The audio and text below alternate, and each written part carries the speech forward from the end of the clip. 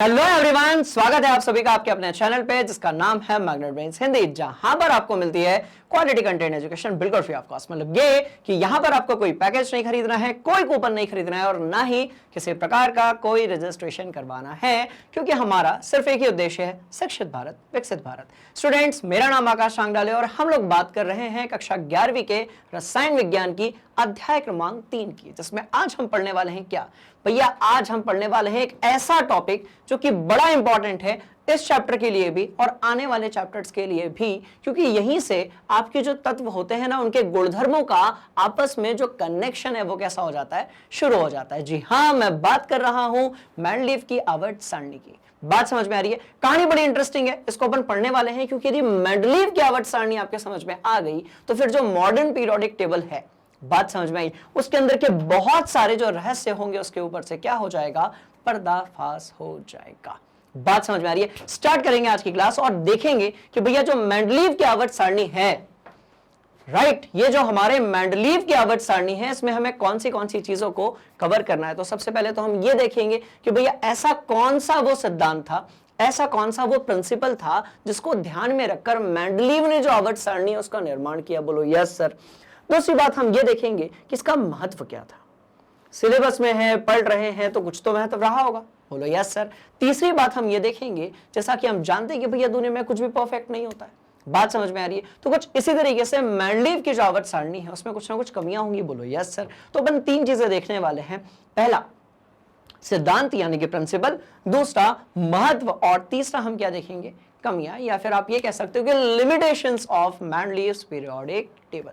बात समझ में आ गई? तो शुरू करते हैं आज की क्लास और देखते हैं कि इसमें हम क्या क्या करने वाले हैं और किस तरीके से जो है कहानी को आगे बढ़ाने वाले हैं। देखो, पिछली जो कक्षाएं थी उसमें हमने बात की थी किसके बारे में, हमने डॉबे-राइनर का ट्रिक के बारे में देखा था। बोलो यस सर।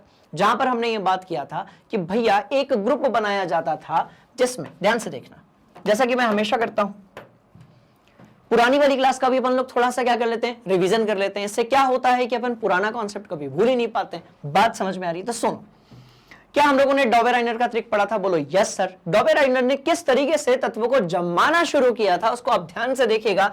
इन्होंने कहा था फर्स्ट एलिमेंट, पहला तत्व और तीसरे तत्व के आप यदि परमाणु भारों का क्या निकालोगे, औसत निकालोगे, तो वो जो परमाणु भार आएगा, वो जो औसत आएगा, वो बीच वाला जो तत्व रहेगा, बात समझ में आ रही है, वो जो बीच वाला तत्व रहेगा उसके परमाणु भार के लगभग बराबर आएगा। ऐसा हमने किस में देखा था? तो ये हमने देखा था आपके डॉबे-राइनर के ट्रिक में। बोलो यस सर। कुछ ऐसी हमने बात की थी उसके बाद किसके बारे में, न्यूलैंड के अष्टक नियम के बारे में, जिसमें हमने ये जाना था कि भैया हर 7वें तत्व के बाद न्यूलैंड ने बनाना एक श्रेणी बनाई थी। बात समझ में आ रही है? सारे गामा पधा निशा को ध्यान में रखकर कि हर 8वां तत्व जो रहेगा, जो 7वें तत्व के बाद आएगा, उसके गुणधर्म और पहले तत्व के गुणधर्म कैसे होंगे, एक समान होंगे। तो हमने डॉबे-राइनर का ट्रिक देख लिया। बोलो यस सर। हमने जो है न्यूलैंड का अष्टक भी देख लिया। बोलो यस सर। अब बारी किसकी आती है? अब बारी आती है मेंडलीव की। बात समझ में आ रही है? तो इस तरीके से इसको पूरा लिखने की जरूरत नहीं है, ये सारी क्लासेस बढ़िया तरीके से हो चुकी है। आप लोगों ने बहुत सारे डाउट्स भी पूछे थे और आप लोगों के बढ़िया बढ़िया कमेंट्स भी आए थे, और यदि फिर भी नहीं देखा है तो प्लीज आप इसके पहले के दोनों क्लासेस जो है उसको जाकर देख लीजिए। बात समझ में आ रही है? अब देखो, अब मैं क्या कह रहा हूं, जब भी बात होगी मेंडलीव की आवर्त सारणी की, आपको 2 नाम दिमाग में रखने हैं। भैया पहला जो नाम है वो आपको कौन सा याद रखना है? मेंडलीव नहीं, उससे पहले लूथर मेयर, क्योंकि 1 मिनट के लिए आपके दिमाग में तो आया होगा सर मेंडलीव की आप बात कर रहे थे और सामने जो व्यक्ति हमको दिख रहे हैं वो मेंडलीव तो नहीं है और उनका नाम भी कुछ और लिखा हुआ है, लूथर मेयर लिखा हुआ है, तो ऐसा कैसे? तो सुनो, मेंडलीव की जो आवर्त सारणी थी, बात समझ में आ रही है भैया, पीरियोडिक टेबल बना रहे ना, एक साइंटिस्ट के बस की बात पूरी तो नहीं होगी, बहुत सारे वैज्ञानिक, बहुत सारे लोग लगते हैं किसी बड़े क्रिएशन के लिए। बात समझ में आई? तो इसका मतलब यह हुआ कि एक थे हमारे पास लूथर मेयर। बोलो यस सर। एक कौन है? तो एक है लूथर मेयर और दूसरे हमारे हैं मेंडलीव। तो होता क्या है, अपन जो है कक्षा 9वीं से कक्षा 10वीं से सिर्फ किनके बारे में जान रहे हैं? मेंडलीव के बारे में। पर जितना योगदान मेंडलीव का था उतना ही किसका था? लूथर मेयर का। तो हम कहते हैं कि भैया हम पढ़ रहे हैं मेंडलीव की आवर्त सारणी। बोलो यस सर। पर कहानी यह है कि इन दोनों का मिले जुले रूप में हम क्या पढ़ते हैं, बात समझ में आई, मेंडलीव की आवर्त सारणी पढ़ते हैं। क्या है, क्या होता है, सबको डिस्कस करने वाले हैं, एक एक चीज को बढ़िया से कनेक्ट करने वाले हैं। बस बने रहिए मैग्नेट ब्रेन्स हिंदी के साथ में। चलो, तो दोनों नाम अपने को अपने दिमाग के अंदर क्या करने हैं, फिट करने हैं। एक नाम कौन सा है, लोथर मेयर, और दूसरा नाम कौन सा है बाबूजी, तो वो है आपका मेंडलीव। अब दोनों ने क्या योगदान दिया, किस तरीके से इस पूरी कहानी को डिजाइन किया, उसकी हम करते हैं शुरुआत। अब देखो, इसको हटा दूं, बोलो यस सर, ये हटा दिया। अब ध्यान से देखो, ये बात कब की हो रही है, वंस अपॉन अ टाइम, ये बात हो रही है कब की भैया, 1868 की, 1868 की ये बात है, राइट। जब हमारे जो लोथर मेयर अंकल थे, इन्होंने तत्वों की एक सारणी का विकास कर लिया, जो आधुनिक आवर्त सारणी से काफी मिलती जुलती है। आधुनिक आवर्त सारणी नहीं है, वो बहुत बाद में बनी। कौन बनाया, तो हेनरी मोसले बनाया। बात समझ में आ रही है। तो मैं क्या कह रहा हूं, 1868 तक लोथर मेयर ने तत्वों की एक सारणी बनाई। अपन सारणी तो बना रहे, अरे भाई जब तक सारणी नहीं बनाओगे, जब तक ग्रुप नहीं बनाओगे, जब तक दिमाग कैसे हिलेगा, बात समझ में आ रही है, तब तक दिमाग के अंदर कॉन्सेप्ट कैसे फिट होगा, तब तक जब तक आप सारणी बनाओगे ही नहीं, तत्वों की जो गुणधर्म है वो आपको कैसे पता चलेंगे, बोलो यस सर। बात समझ में आ गई। तो इसीलिए अपने को सारणी यानी कि पीरियोडिक टेबल बनाना बहुत जरूरी है। अब सडनली तो पीरियोडिक टेबल बन नहीं गया होगा, डोबेराइडर ने उस पर काम किया, न्यूलैंड ने उस पर काम किया, लोथर मेयर ने उस पर काम किया, मेंडलीव ने उस पर काम किया, और हेनरी मोसले ने काम किया, और भी बहुत सारे लोग थे। बात समझ में आ रही है। तो इंटरेस्टिंग बात क्या है, ध्यान से देखिएगा, इन्होंने एक सारणी बनाई थी कब, 1868 में, बोलो यस सर, ठीक है। चलो तो लोथर मेयर और हमारे जो दिमित्री मेंडलीव थे, इन दोनों को श्रेय जाता है किसका, आधुनिक आवर्त सारणी जो बनी है उसके निर्माण के पीछे के कॉन्सेप्ट्स देने का। कैसे जाता है देखते हैं। चलो, तो एक नाम याद रखना, लोथर मेयर, कब, 1868 में, बोलो यस सर, ठीक है। लोथर मेयर ने कब बताया, तो लोथर मेयर सर ने बताया 1868 में, बोलो यस सर, यहां तक ठीक है, पक्का जी। चलो और आगे बढ़ते हैं, और आगे बढ़ते हैं, और आगे बढ़ते हैं, और आगे बढ़ते हैं। इसको याद से रख लो। फोटो भी बनाओगे क्या, पक्का ना, ट्राई करना एक बार, ठीक है। चलो अपन आगे बढ़ रहे हैं। अब इसके बाद जो है, ध्यान से देखिएगा, अब इसके बाद हमारे जो दिमित्री मेंडलीव थे, कौन थे, दिमित्री मेंडलीव, इन्होंने क्या किया, इन्होंने दिमाग लगाया, यार बहुत सारे तत्व हैं। न्यूलैंड ने अष्टक तो बनाया था, पर तत्व कितने थे, 20 तक के तत्व तो फॉलो करते थे न्यूलैंड के अष्टक के नियम को, बोलो यस सर। 20 के बाद जो है खेला बिगड़ जाता था, बोलो यस सर। ये सारी कहानी को अपन ऑलरेडी क्या कर चुके हैं, डिस्कस, क्लियर। तो दिमित्री मेंडलीव ने और लोथर मेयर ने दिमाग लगाया कि काम करता है, अब खेल शुरू हो रहा है, इसको बड़े ध्यान से देखिएगा। इन्होंने कहा यार अपने आसपास में बहुत सारे तत्व हैं, कम से कम 56, 57, 58, 60 के आसपास, मोटे मोटे तौर पे आप अपने दिमाग के अंदर फिट कर लीजिए कि हमारे आसपास, मेंडलीव सर के आसपास लगभग 60 तत्व थे, लगभग। मैं क्या कह रहा हूं, नॉट एग्जैक्ट, अपन नहीं बता सकते।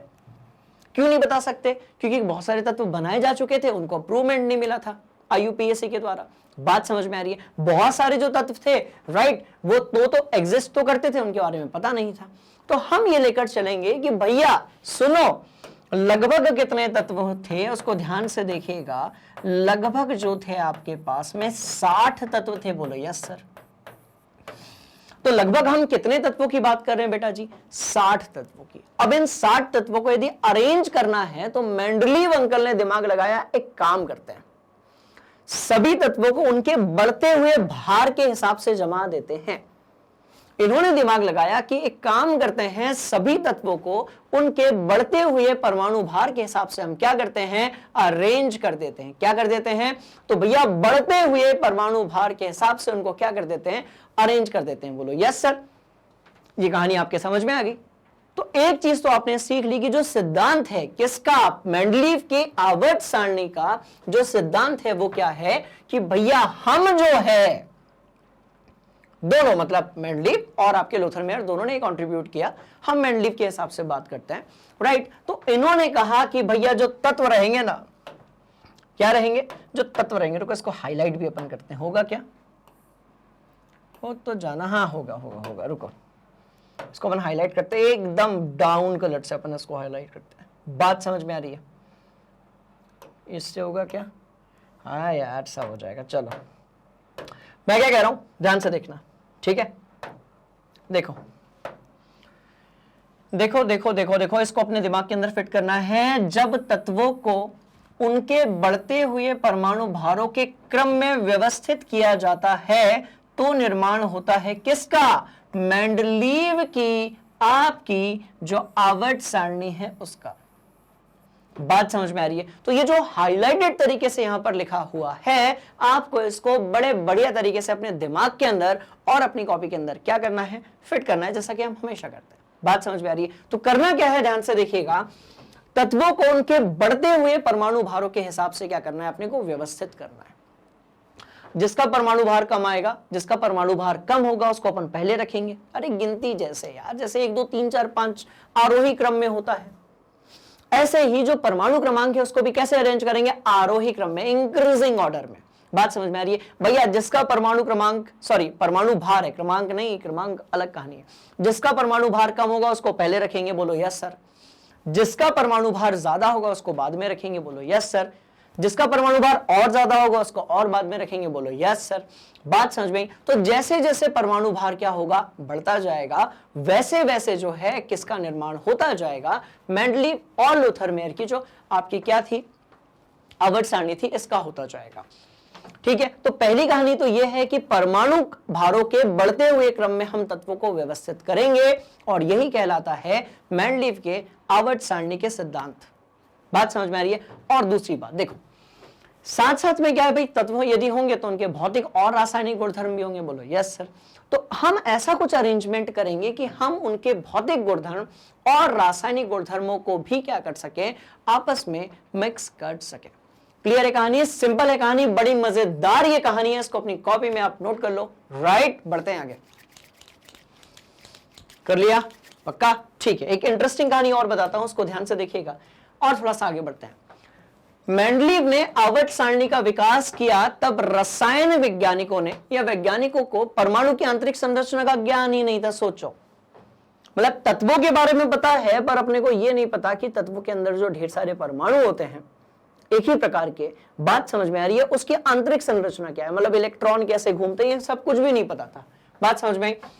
तो 20वीं शताब्दी के आरंभ में अपरमाणुविक कणों का जब विकास हुआ, क्लियर, तो उसके बाद जो ये आपकी आवर्त सारणी थी, पीरियोडिक टेबल था, ये और ज्यादा सटीक रूप से दुनिया के सामने आया। बात समझ में आ रही है? चलो और क्या देखेंगे? देखो, ये आज नहीं पढ़ेंगे, आज मतलब आज की क्लास में नहीं पढ़ेंगे, अगली क्लास में पढ़ेंगे। 1913 में हमारे जो अंग्रेजी बाबू थे, कौन? हेनरी मोसले, यही था ना नाम इनका? Yes exactly, Henry Mosle. इन्होंने तत्वों के अभिलाक्षणिक कण, एक्सरे किरण स्पेक्ट्रमों में नियमितता पाई, जिससे यह बताया उन्होंने क्या? उन्होंने फिर निर्माण किया किसका? मॉडर्न पीरियोडिक टेबल का, आधुनिक आवर्त सारणी का। उसको अपन बाद में पढ़ेंगे, ठीक है? तो यहां लिखने जैसा कुछ नहीं है, इसको मत लिखना। चलो, तो ये दोनों पॉइंट जो है ये अगली वाली जो क्लास होगी, यानी इसके बाद वाली जो क्लास होगी, उसमें हम क्या करने वाले हैं? कवर करने वाले हैं। चलो, सारी बातें तो हो गई, तो अब ध्यान से देखना। मैं क्या कह रहा हूं? अपने को दो चीजें याद रखनी है। एक परमाणु भार, बोलो यस सर। अब वो टेबल देख ही लेते हैं यार, जिसको हम लोग क्या बोलते हैं? मेंडलीव की आवर्त सारणी। तो भैया एक तो परमाणु भार है, बोलो यस सर। एक कौन सी चीज है? परमाणु भार। और दूसरी जो चीज है वो क्या है? भौतिक गुणधर्म। बात समझ में आ रही है? तो एक तो आपकी परमाणु भार है और दूसरा क्या है? आपका भौतिक गुणधर्म। तो अब मेंडलीव और कौन थे? तो लूथर मेयर। इन दोनों ने अरेंज करना शुरू किया सभी तत्वों को परमाणु भार के हिसाब से, बोलो यस सर। और किसके हिसाब से? भौतिक गुणधर्म के हिसाब से। अब कैसे अरेंजमेंट हुआ होगा उसको अपन समझने की कोशिश करते हैं। बड़ी इंटरेस्टिंग ये कहानी, इतना नोट कर लो। चलो, ये दोनों पॉइंट्स को मत लिखना, अभी अगली क्लास में डिस्कस करेंगे, ठीक है? चलो, कर लिया? पक्का? बोलो यस सर। तो परमाणु भार और भौतिक गुणधर्म दो ऐसी प्रॉपर्टीज हैं, बात समझ में आ रही है, जिसको ध्यान में रखकर हम निर्माण करने वाले हैं किसका? मेंडलीव की आवर्त सारणी का। और कैसे दिखती है? तो अब देखो कैसे दिखती है, बात समझ में? तो अब ये जो आवर्त सारणी है, इसमें हमने दो चीजों का ध्यान रखा है, और वो कौन सी दो चीजें हैं? तो भैया एक परमाणु भार, मतलब जैसे जैसे आप आगे बढ़ते जाओगे परमाणु भार कैसा होता जाएगा? बढ़ता जाएगा। बात समझ में आ रही है? और दूसरी जो चीज है वो है भौतिक गुणधर्म। क्या है? तो स्टूडेंट्स दूसरी जो चीज है वो क्या है? भौतिक गुणधर्म। बोलो यस सर। तो जो पहली चीज है वो है आपका परमाणु भार, और जो दूसरी चीज है वो क्या है? भौतिक गुणधर्म। क्या होते हैं? जैसे कथनांक हो गया, गलनांक हो गया, बात समझ में आ रही है? ये सब क्या होंगे? आपके भौतिक गुणधर्म। अब सुनो, ठीक है। अब भाई अचानक से जब अपन इसको देखते हैं तो दिमाग कैसा होने लगता है? ऐसे गोल गोल घूमने लगता है। क्यों घूमने लगता है? सर इतने सारे तत्व हैं, इसको याद कैसे करेंगे? मैं क्या कह रहा हूं, कुछ याद ही नहीं करना। वो मॉडर्न पीरियोडिक टेबल में होता है बेटा, 1 से लेकर 20 तक, 1 से लेकर 30 तक याद करने वाला कॉन्सेप्ट। यहां अपने को कछु याद नहीं करना, कुछ याद ही नहीं करना है। यहां पर सिर्फ अपने को इंपॉर्टेंट पॉइंट्स याद रखने हैं, और जो भी अपवाद है ना, सिर्फ उसको अपने दिमाग के अंदर फिट रखना है। कैसे? देखो, सबसे पहले तो एक काम करते हैं। सबसे पहले तो भैया सुनो, ये सीख लिया? बोलो यस सर। अब सबसे पहले अपने को ये देखना है, ठीक है, कि जो मेंडलीव की आपकी पीरियोडिक टेबल थी, आवर्त सारणी थी, उसमें क्या क्या था। ठीक है, तो एक तरफ देखो, एक तरफ ग्रुप बने हुए हैं, एक तरफ पीरियड्स बने हुए हैं। जो पीरियड्स होते हैं उनको अपन क्या कहते हैं? अपन उनको कहते हैं आवर्त। क्या कहते हैं? तो भैया ये है आवर्त। बोलो यस सर। तो ये क्या है? तो ये आवर्त है। और ग्रुप्स क्या होते हैं? तो भैया ग्रुप्स को समूह कहा जाता है। समूह यदि अच्छा नहीं लगता तो और क्या कह सकते हैं? ग्रुप हो गया, समूह हो गया, और क्या कह सकते हैं भैया? समूह हो गया, समूह हो गया, समूह हो गया, समूह ही बोलेंगे। चलो, वर्ग, ये लो, ये लो, और लो, ये लो। बात समझ में आ गई? तो या तो समूह कह दो या तो वर्ग कह दो, क्या फर्क पड़ता है यार? बात समझ में आ रही? अब देखो, यहां से जो पूरा का पूरा खेल है ना, वो शुरू होता है। कैसे होता है? देखो, मैं क्या कह रहा हूं, आवर्त बने हुए हैं, पहला, दूसरा, तीसरा, चौथा, पांचवा, छठवां। एक और पीरियोडिक टेबल अपने पास होगा, ये लोग किधर गया? एक और होगा अपने पास, ये देखो, छठवां तक। बात समझ में आ रही है? और 7वें तक आपका क्या होगा? तो आवर्त बने होंगे। तो पहला, दूसरा, तीसरा, चौथा, पांचवा, छठवां और 7वां। ये ठीक है। तो ये आवर्तों के बारे में बात हुई। ये किसके बारे में बात हुई? आवर्तों के बारे में। अब एक काम करते हैं, समूह की बात कर लेते हैं। तो समूह कहां से होंगे? देखो, रोमन में लिखे हुए 1 2 3। गिनती अपन सबको आती है, अपन सब ने KG2 में पहली क्लास में गिनती को पहले रटा था, उसके बाद तो वो दिमाग में फिट हो गई। बोलो यस सर। मैं कह रहा हूं समूह आते हैं पहला, दूसरा, तीसरा, चौथा, पांचवा, छठवां, 7वां और 8वां। ठीक है, तो एक चीज अपन सीख गए, आवर्त अपने को पता चल गए। ऐसे वाले आवर्त होते हैं भैया, ऐसे वाले, ऐसे वाले, ऐसे वाले। हॉरिजॉन्टल यानी कि क्षैतिज जो है वो आपके क्या होते हैं? वो आपके होते हैं आपके आवर्त।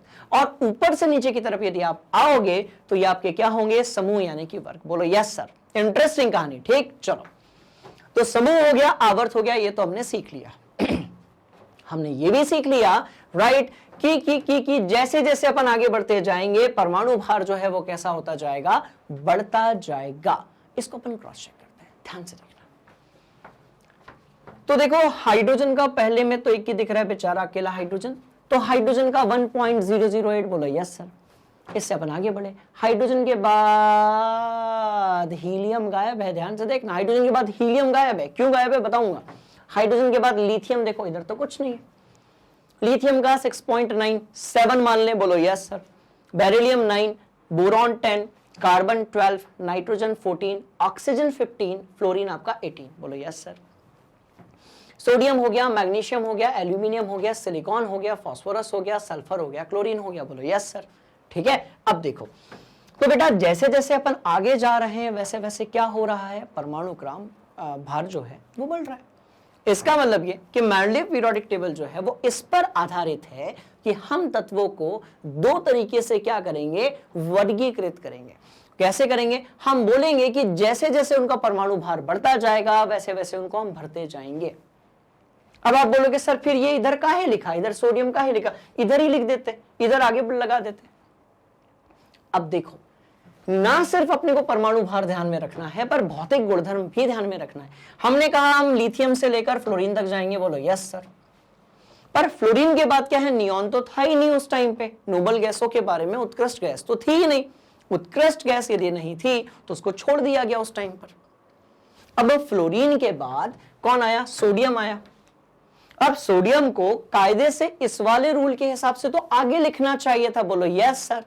पर क्या हुआ कि भैया आपका जो सोडियम है वो एक ऐसी धातु है राइट, जिसके गुणधर्म किसके जैसे हैं? लिथियम के जैसे हैं। किसके जैसे हैं? पोटेशियम के जैसे हैं। बोलो यस सर। इसका मतलब ये कि हम सोडियम को अब वहां नहीं रखेंगे, हम सोडियम को इसी के नीचे रखेंगे, लिथियम के नीचे। उसे पूछेंगे सुन, क्या तू लिथियम जैसा सोचता है? क्या तेरी प्रॉपर्टीज जो है वो लिथियम जैसी है? Sodium is like exactly. बात समझ में आई? तो इसका मतलब क्या हुआ स्टूडेंट्स, ध्यान से देखिएगा बेटा, लिथियम और सोडियम के गुणधर्म एक जैसे हैं, कुछ इसी तरीके से बोरॉन एल्यूमिनियम के एक जैसे हैं, बेरिलियम मैग्नीशियम के एक जैसे हैं, कुछ ऐसे ही कार्बन और सिलिकॉन के एक जैसे हैं, नाइट्रोजन और फास्फोरस के एक जैसे हैं, ऑक्सीजन और सल्फर के एक जैसे हैं, और इंटरेस्टिंग कहानी फ्लोरीन और क्लोरीन के भी एक जैसे। बात समझ में आ गई? तो जब इनके गुणधर्म एक जैसे हैं तो उनको समान किस में रखा गया? समूह में रखा गया। बात समझ में आई? तो इसका मतलब क्या हुआ कि हम परमाणु भार जो रहेगा वो कैसा होते रहना चाहिए? परमाणु भार जो है वो बढ़ते रहना चाहिए। बोलो यस सर।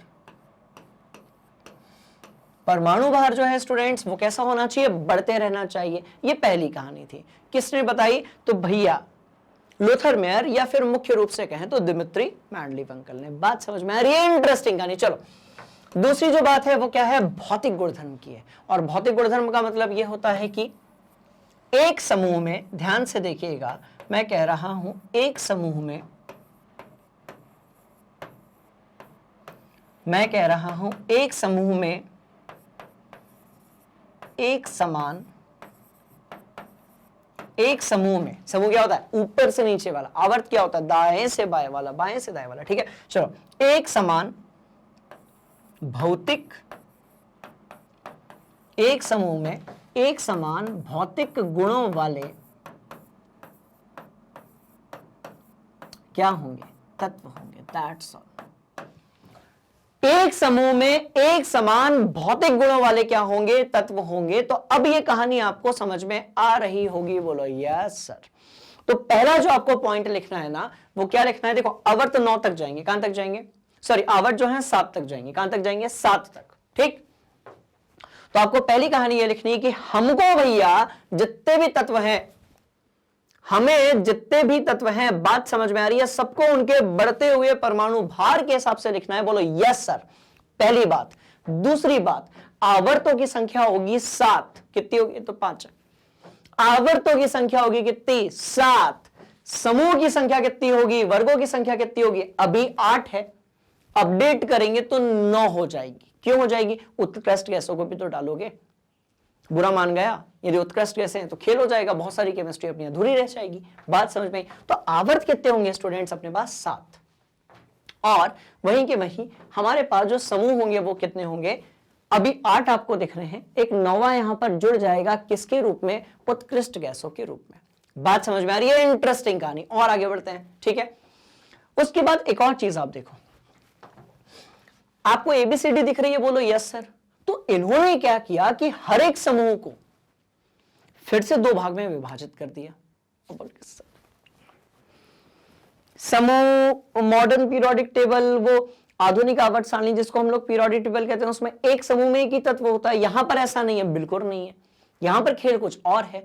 कम जगह में ज्यादा तत्वों को मेंडलीव अंकल को क्या करना था? अरेंज करना था। बोलो यस सर। तो इन्होंने क्या किया? इन्होंने कहा भैया एक समूह में अपन 2 ग्रुप और बनाएंगे, उप समूह। समूह के अंदर क्या बनाएंगे? उप समूह बनाएंगे। बोलो यस सर। जैसे आप लोग साइंस वाले हो, बोलो यस सर। बाबूजी आप यदि 11 साइंस वाले हो तो ये तो एक समूह हो गया।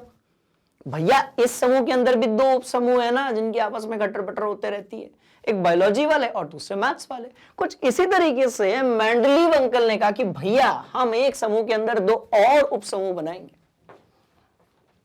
कौन से उप समूह बनाएंगे? ध्यान से देखिएगा, A B A B A B A B. तो यहां तक 7वें समूह तक उन्होंने क्या किया? A B A B A B ऐसे करके बना दिया। 8वें नंबर पे ट्रांजिशन सीरीज लिखी हुई है। इसका मतलब संक्रमण तत्व होता है। इसका मतलब क्या होता है? तो मैं यहां पर लिख देता हूं बेटा, इसका मतलब होता है संक्रमण तत्व। यही लिख देता हूं। चलो, संक्रमण।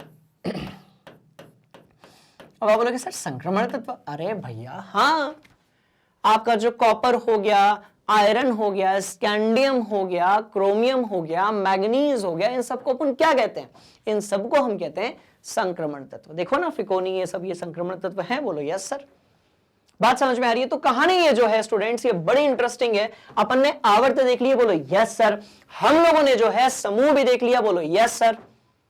मेंडलीव चाचा जो थे उन्होंने ये बताया कि हम हर समूह को 2 भाग में विभाजित करेंगे। हमने कहा कर दो, अपन सब निपटा देंगे। बात समझ में आ रही है? तो अपन ने एबी के रूप में प्रत्येक समूह को क्या किया? विभाजित कर दिया। क्लियर है कहानी? सिंपल है कहानी। इसलिए ऊपर की तरफ तो एक समूह में आपको एक ही तत्व दिख रहा होगा, ध्यान से देखिएगा, इधर एक, इधर एक, इधर एक। पर जब आप नीचे की तरफ पहुंचे तो आपने देखा कि भैया इधर 2, अरे बाबा यहां पर तो 2, कहीं कहीं तो एकदम गर्दा ही उड़ गया। 3 है क्या कहीं पर? 3 तो नहीं है, 2 है। तो हमने देखा कि हर उप समूह में भी एक क्या है? तत्व है।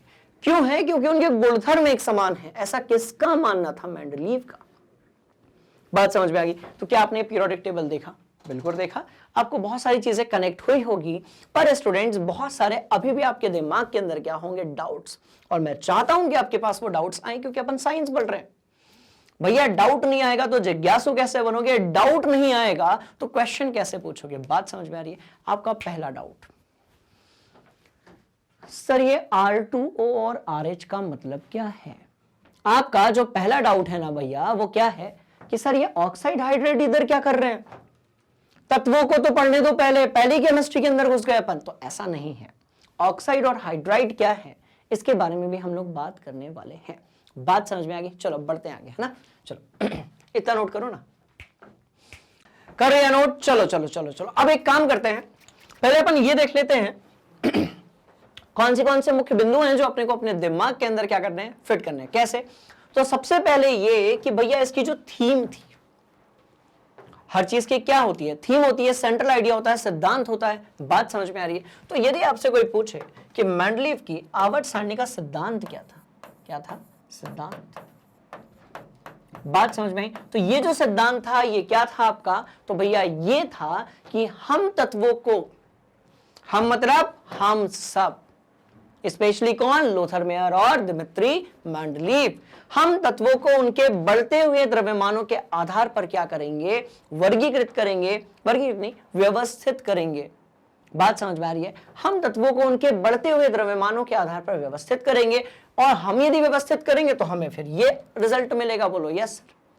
बात समझ में आ गई? तो ये रिजल्ट कब मिलेगा? जब हम उन तत्वों को उनके बढ़ते हुए गुणधर्मों के हिसाब से, जिसमें द्रव्यमान जो है, परमाणु भार जो है वो मुख्य रूप से आता है, बात समझ में, वैसे व्यवस्थित कर देंगे, खेल हो जाएगा पूरा। ठीक है, चलो दूसरी बात, हम थोड़ा सा विवरण भी देख लेते हैं। किसका? भैया पीरियोडिक टेबल का। तो अभी हम लोगों ने देखा, हमने देखा कि लगभग हमारे पास 60 तत्व हैं, सटीक नहीं बता सकते। दूसरी बात, वर्गों की जो संख्या होगी वो लगभग नहीं 9 होगी, और आवर्तों की जो संख्या है वो कितनी होगी? आपकी 7 होगी।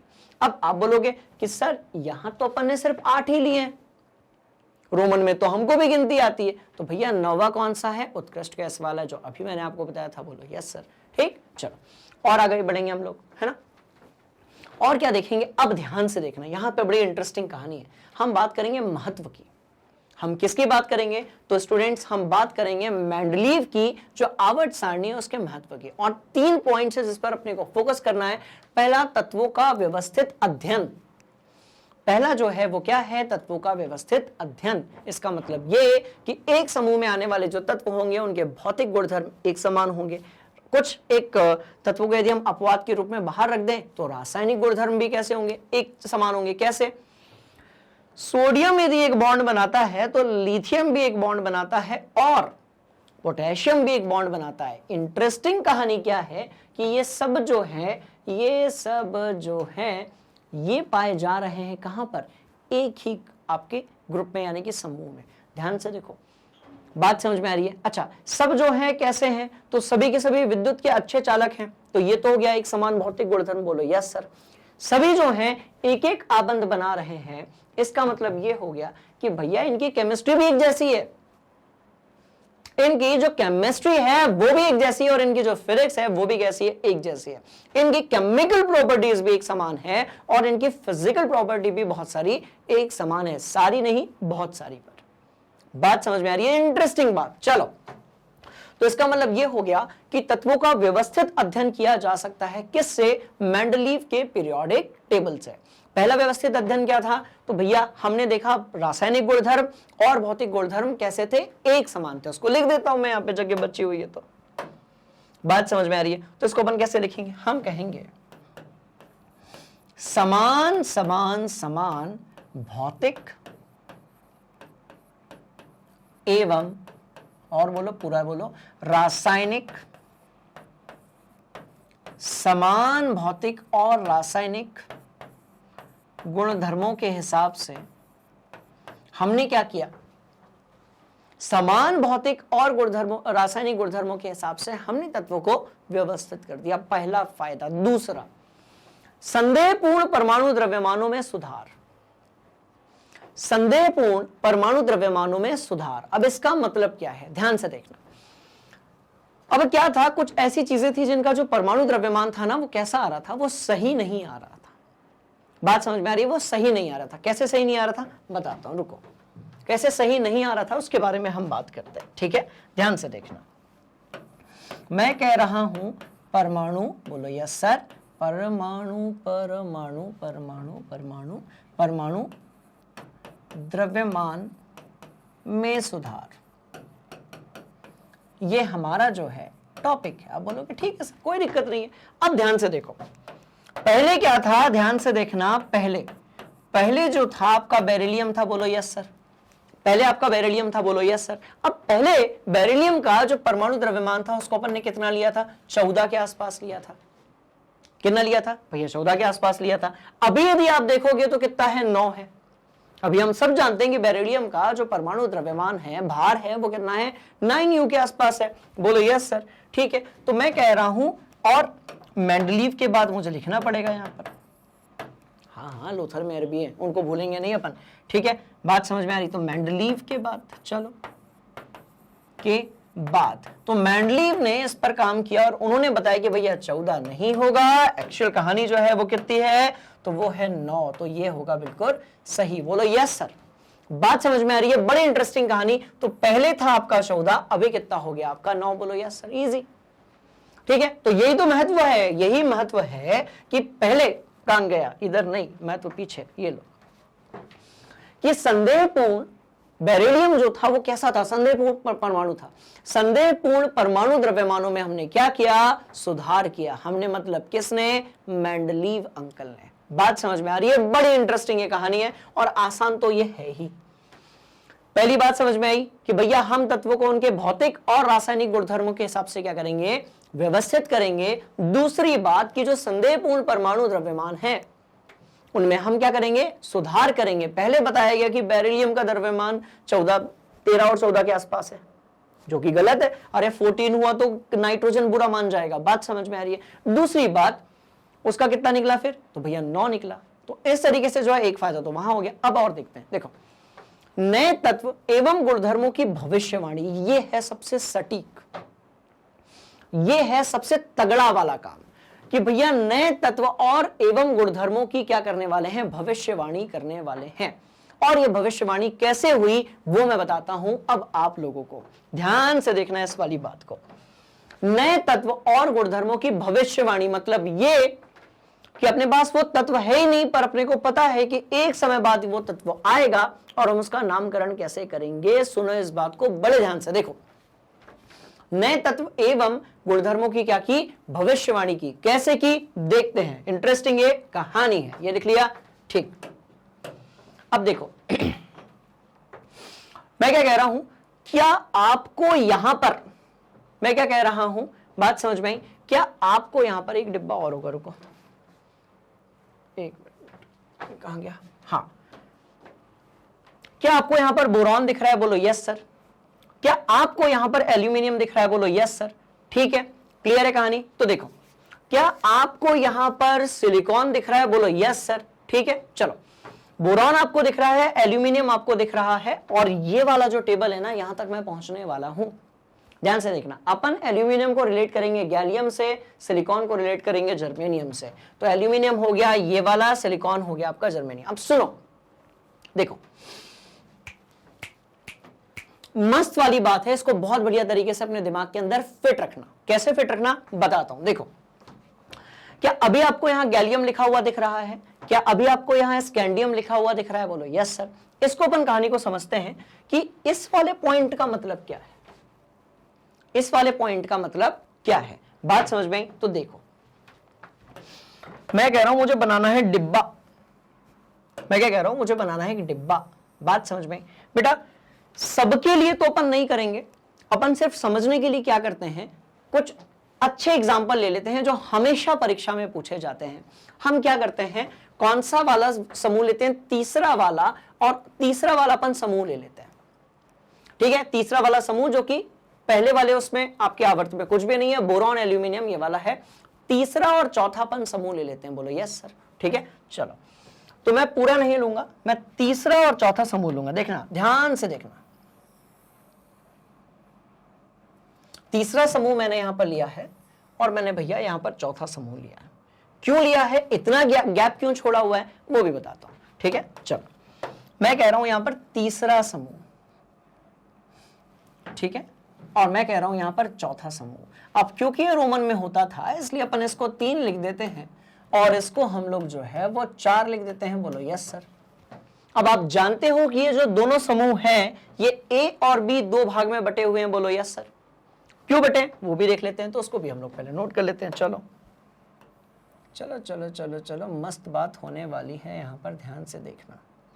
मस्त ही बात होने वाली है, बड़े ध्यान से आप इसको देखेंगे और यस सर बोलेंगे। ठीक है, ये 2 भाग में क्या होगा, प्रत्येक समूह 2 भाग में क्या हो रहा है, आपका डिवाइड हो रहा है। भैया इधर पे अपन 1 लिखेंगे, यहां पर अपन बी लिखेंगे, यहां पर एक ए लिखेंगे, यहां पर बी लिखेंगे। यहां तक ठीक है? चलो और इस कहानी को आगे बढ़ाते हैं, ध्यान से देखना। तो कितने आवर्त थे अपने पास, 7 थे, अपन पूरे 7 बना लेते। चलो, पहला, दूसरा, तीसरा, चौथा, पांचवा, 1 2 3 4 5 6 और ये 7। यहां पर भी बना लेते हैं, कोई दिक्कत वाली बात नहीं। पहला, दूसरा, तीसरा, चौथा, पांचवा, छठवा और 7वां। आप बोलोगे सर क्या दिक्कत वाली बात है, कोई दिक्कत वाली बात नहीं है, कोई दिक्कत वाली बात नहीं है। ध्यान से देखो, कोई दिक्कत नहीं है, तो बना ही लेंगे हम लोग। ठीक है, अब यहां से जादू चालू होता है। कैसे यहां पर जादू चालू होता है, देखो पहले और दूसरे में तो कुछ नहीं होगा, अपन लिख देते हैं, यहां पे आवर्तों की संख्या भी लिख देते हैं। पहला, दूसरा, तीसरा, चौथा, पांचवा, छठवा और 7वां। बेटा इधर पे भी वही रहेगा। ठीक है, क्लियर है? अपन ने सिर्फ कौन से 2 समूह लिए, तीसरा समूह लिया है और कौन सा लिया है, चौथा समूह लिया। और क्यों लिया है चलो बताता हूं। बोरॉन दिख रहा है दूसरे में और एल्यूमिनियम दिख रहा है। बोलो यस सर। चलो मैंने यहां पर बोरॉन बना दिया। भाई ये बोरॉन रहो भैया, ये बी फॉर बॉल है, ये बी फॉर बोरॉन है, तत्व की बात हो रही है। और ये आपका एल्यूमिनियम हो गया। मैंने बोरॉन बना दिया और आपका जो है क्या बना दिया, एल्यूमिनियम बना दिया। ठीक है, चलो इसके नीचे ना अभी कुछ नहीं है, इसके नीचे अभी कुछ है ही नहीं। ठीक है, चलो बोरॉन बना दिया, एल्यूमिनियम बना दिया, ए साइड पर रहे होंगे ये दोनों, बोरॉन एल्यूमिनियम। ठीक, इसके नीचे कुछ नहीं है। मैंने फिर क्या बनाया, ध्यान से देखिएगा। तो यार वो किधर गया,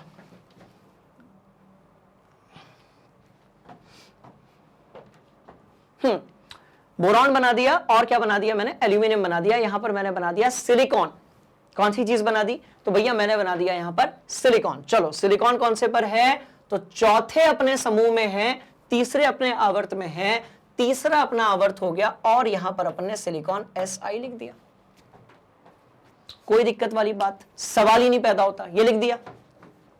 क्या हमने अभी ये देखा था कि एक समूह में आने वाले जो तत्व रहेंगे उनके जो गुणधर्म रहेंगे, उनके जो भौतिक रासायनिक गुणधर्म रहेंगे वो कैसे रहेंगे, एक समान रहेंगे। पर हुआ क्या, ध्यान से देखना, यहां पर हो गई चोट। कैसे हो गई, देखो एक एल्यूमिनियम दिख रहा है और गैलियम दिख रहा है। ठीक है, तो यहां पर हो गई चोट। कैसे हो गई, देखो अब एल्यूमिनियम तो आपको दिख रहा है, बात समझ में आई। ठीक है, एल्यूमिनियम तो आपको दिख रहा है और गैलियम था ही नहीं। मतलब ये, अब सुनना, जो चीज बताई जा रही है उसको बड़े ध्यान से सुनना, कि मेंडलीव ने और लूथर मेयर्सर ने जब साथ में पीरियोडिक टेबल का निर्माण किया तो उस टाइम पर जो था गैलियम था ही नहीं। स्कैंडियम था ही नहीं, बात समझ में आई, जर्मेनियम था ही नहीं। ये जो तत्व के मैं नाम ले रहा हूं ये उस समय पर पाए ही नहीं जाते थे, ये उस समय पर पाए ही नहीं जाते थे। उन्होंने दिमाग लगाया कि भैया यदि यहां पर कोई तत्व आएगा, ध्यान से सुनो इस कहानी को, उन्होंने कहा कि यदि यहां पर कोई तत्व आएगा, क्योंकि हम ये जानते हैं कि एक समूह में जो तत्व होते हैं उनके गुणधर्म कैसे होते हैं, एक समान होते हैं। उन्होंने दिमाग लगाया, अब तो हम भी लगा पा रहे हैं कि भैया इस इधर पे जो तत्व आएगा, यहां पर जो तत्व आएगा उसका जो गुणधर्म होगा वो किसके समान होगा, बोरॉन के समान होगा और एल्यूमिनियम के समान होगा। बड़े ध्यान से सुनना, यहां जो तत्व आएगा उसका जो गुणधर्म होगा वो किसके समान होगा, बोरॉन के समान होगा और एल्यूमिनियम के समान होगा।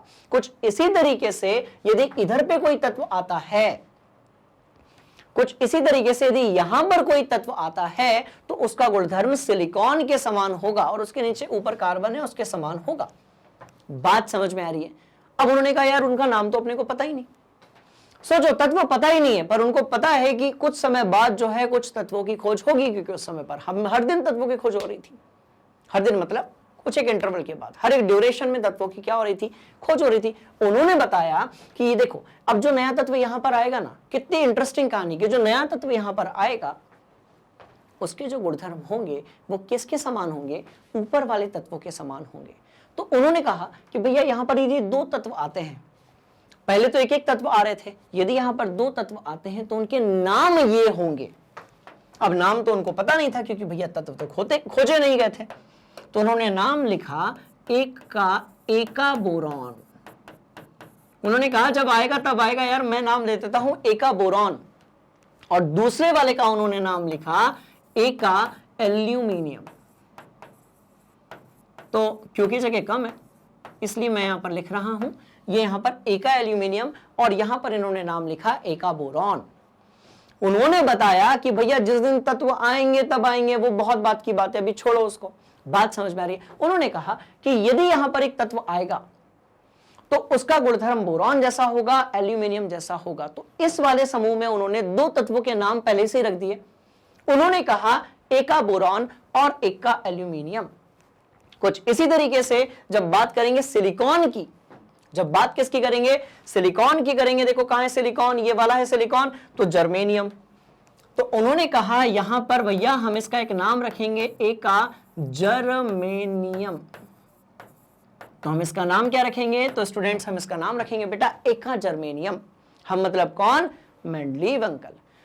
तो उन्होंने कहा भैया सुनो, जब तत्व आएगा तब आएगा, पर अभी मैं पहले से उसका नाम रख देता हूं। तो इन्होंने कहा बोरॉन, ठीक है, जिसके गुणधर्म बोरॉन जैसे होंगे, एक समान ही होते हैं, उसको अपन एका बोरॉन बोलेंगे। जिसके एल्यूमिनियम जैसे होंगे उसको हम एका एल्यूमिनियम बोलेंगे। बोलो यस सर। कुछ ऐसे ही जिसके सिलिकॉन जैसे होंगे उसको अपन एका जर्मेनियम बोलेंगे। बात समझ में आ गई? पक्का जी? अरे एका जर्मेनियम नहीं, सॉरी सॉरी सॉरी सॉरी, एका सिलिकॉन बेटा, सॉरी मिस्टेकन, एका सिलिकॉन। जर्मेनियम तो बाद में बना, बात समझ में आ गई। तो फिर बाद में क्या हुआ, जब और क्योंकि साइंस में तो डेली खोज होते रहती है, बात समझ में आई। तो बाद में क्या हुआ, उन्होंने पहले नाम क्या बता दिया, एका बोरॉन। तो बाद में आपका जो एका बोरॉन है, ध्यान से देखना, आपका जो एका बोरॉन है वो क्या बन गया, तो वो स्कैंडियम बन गया। तो वो स्कैंडियम बन गया। बोलो यस सर। दूसरा अपन देखते हैं, एका एल्यूमिनियम क्या बन गया, तो मैं यहां पर ऐसा लिख देता हूं एका, और यहां पर मैं लिख देता हूं एल्यूमिनियम, समझ लेना भाई। तो ये पता है क्या बन गया, एका एल्यूमिनियम, देखो क्या बन गया, एका, ये गैलियम बन गया। ये क्या बन गया, तो भैया ये गैलियम बन गया। सोचो कितने कितने इंटेलिजेंट रहे होंगे, पहले ही नाम दे दिया उन्होंने, पहले ही उनकी पोजीशन फिक्स कर दी, पर जो नाम दिया अब हम उसको नहीं बोलते हैं भाई, अब हम स्कैंडियम को स्कैंडियम ही बोलते हैं, एका बोरॉन नहीं बोलते हैं। पर मेंडलीव ने कहा था कि नहीं नहीं नहीं नहीं, वो एका बोरॉन उसका हम नाम दे रहे हैं, जब नाम आएगा तब आएगा, जब खोज होगी तब होगी, अभी उसको हम एका बोरॉन कहेंगे। क्या कहेंगे, एका बोरॉन। बाद में फिर साइंटिस्ट लोगों ने सोचा यार एका बोरॉन बड़ा अजीब सा लगता है, तत्व की खोज हो चुकी है, क्या बोला जाएगा, स्कैंडियम बोला जाएगा। कुछ इस तरीके से एका एल्यूमिनियम जो उन्होंने नाम दिया था वो परिवर्तित हो गया बाद में किसमें, गैलियम में। और कुछ इसी तरीके से ही आपका जो एका सिलिकॉन था। बात समझ में आ रही है? सोचो कितने इंटेलिजेंट रहे होंगे, पहले ही पोजीशन बता दी। तो एका सिलिकॉन बन गया फिर आपका क्या, जर्मेनियम। Germanium, germanium.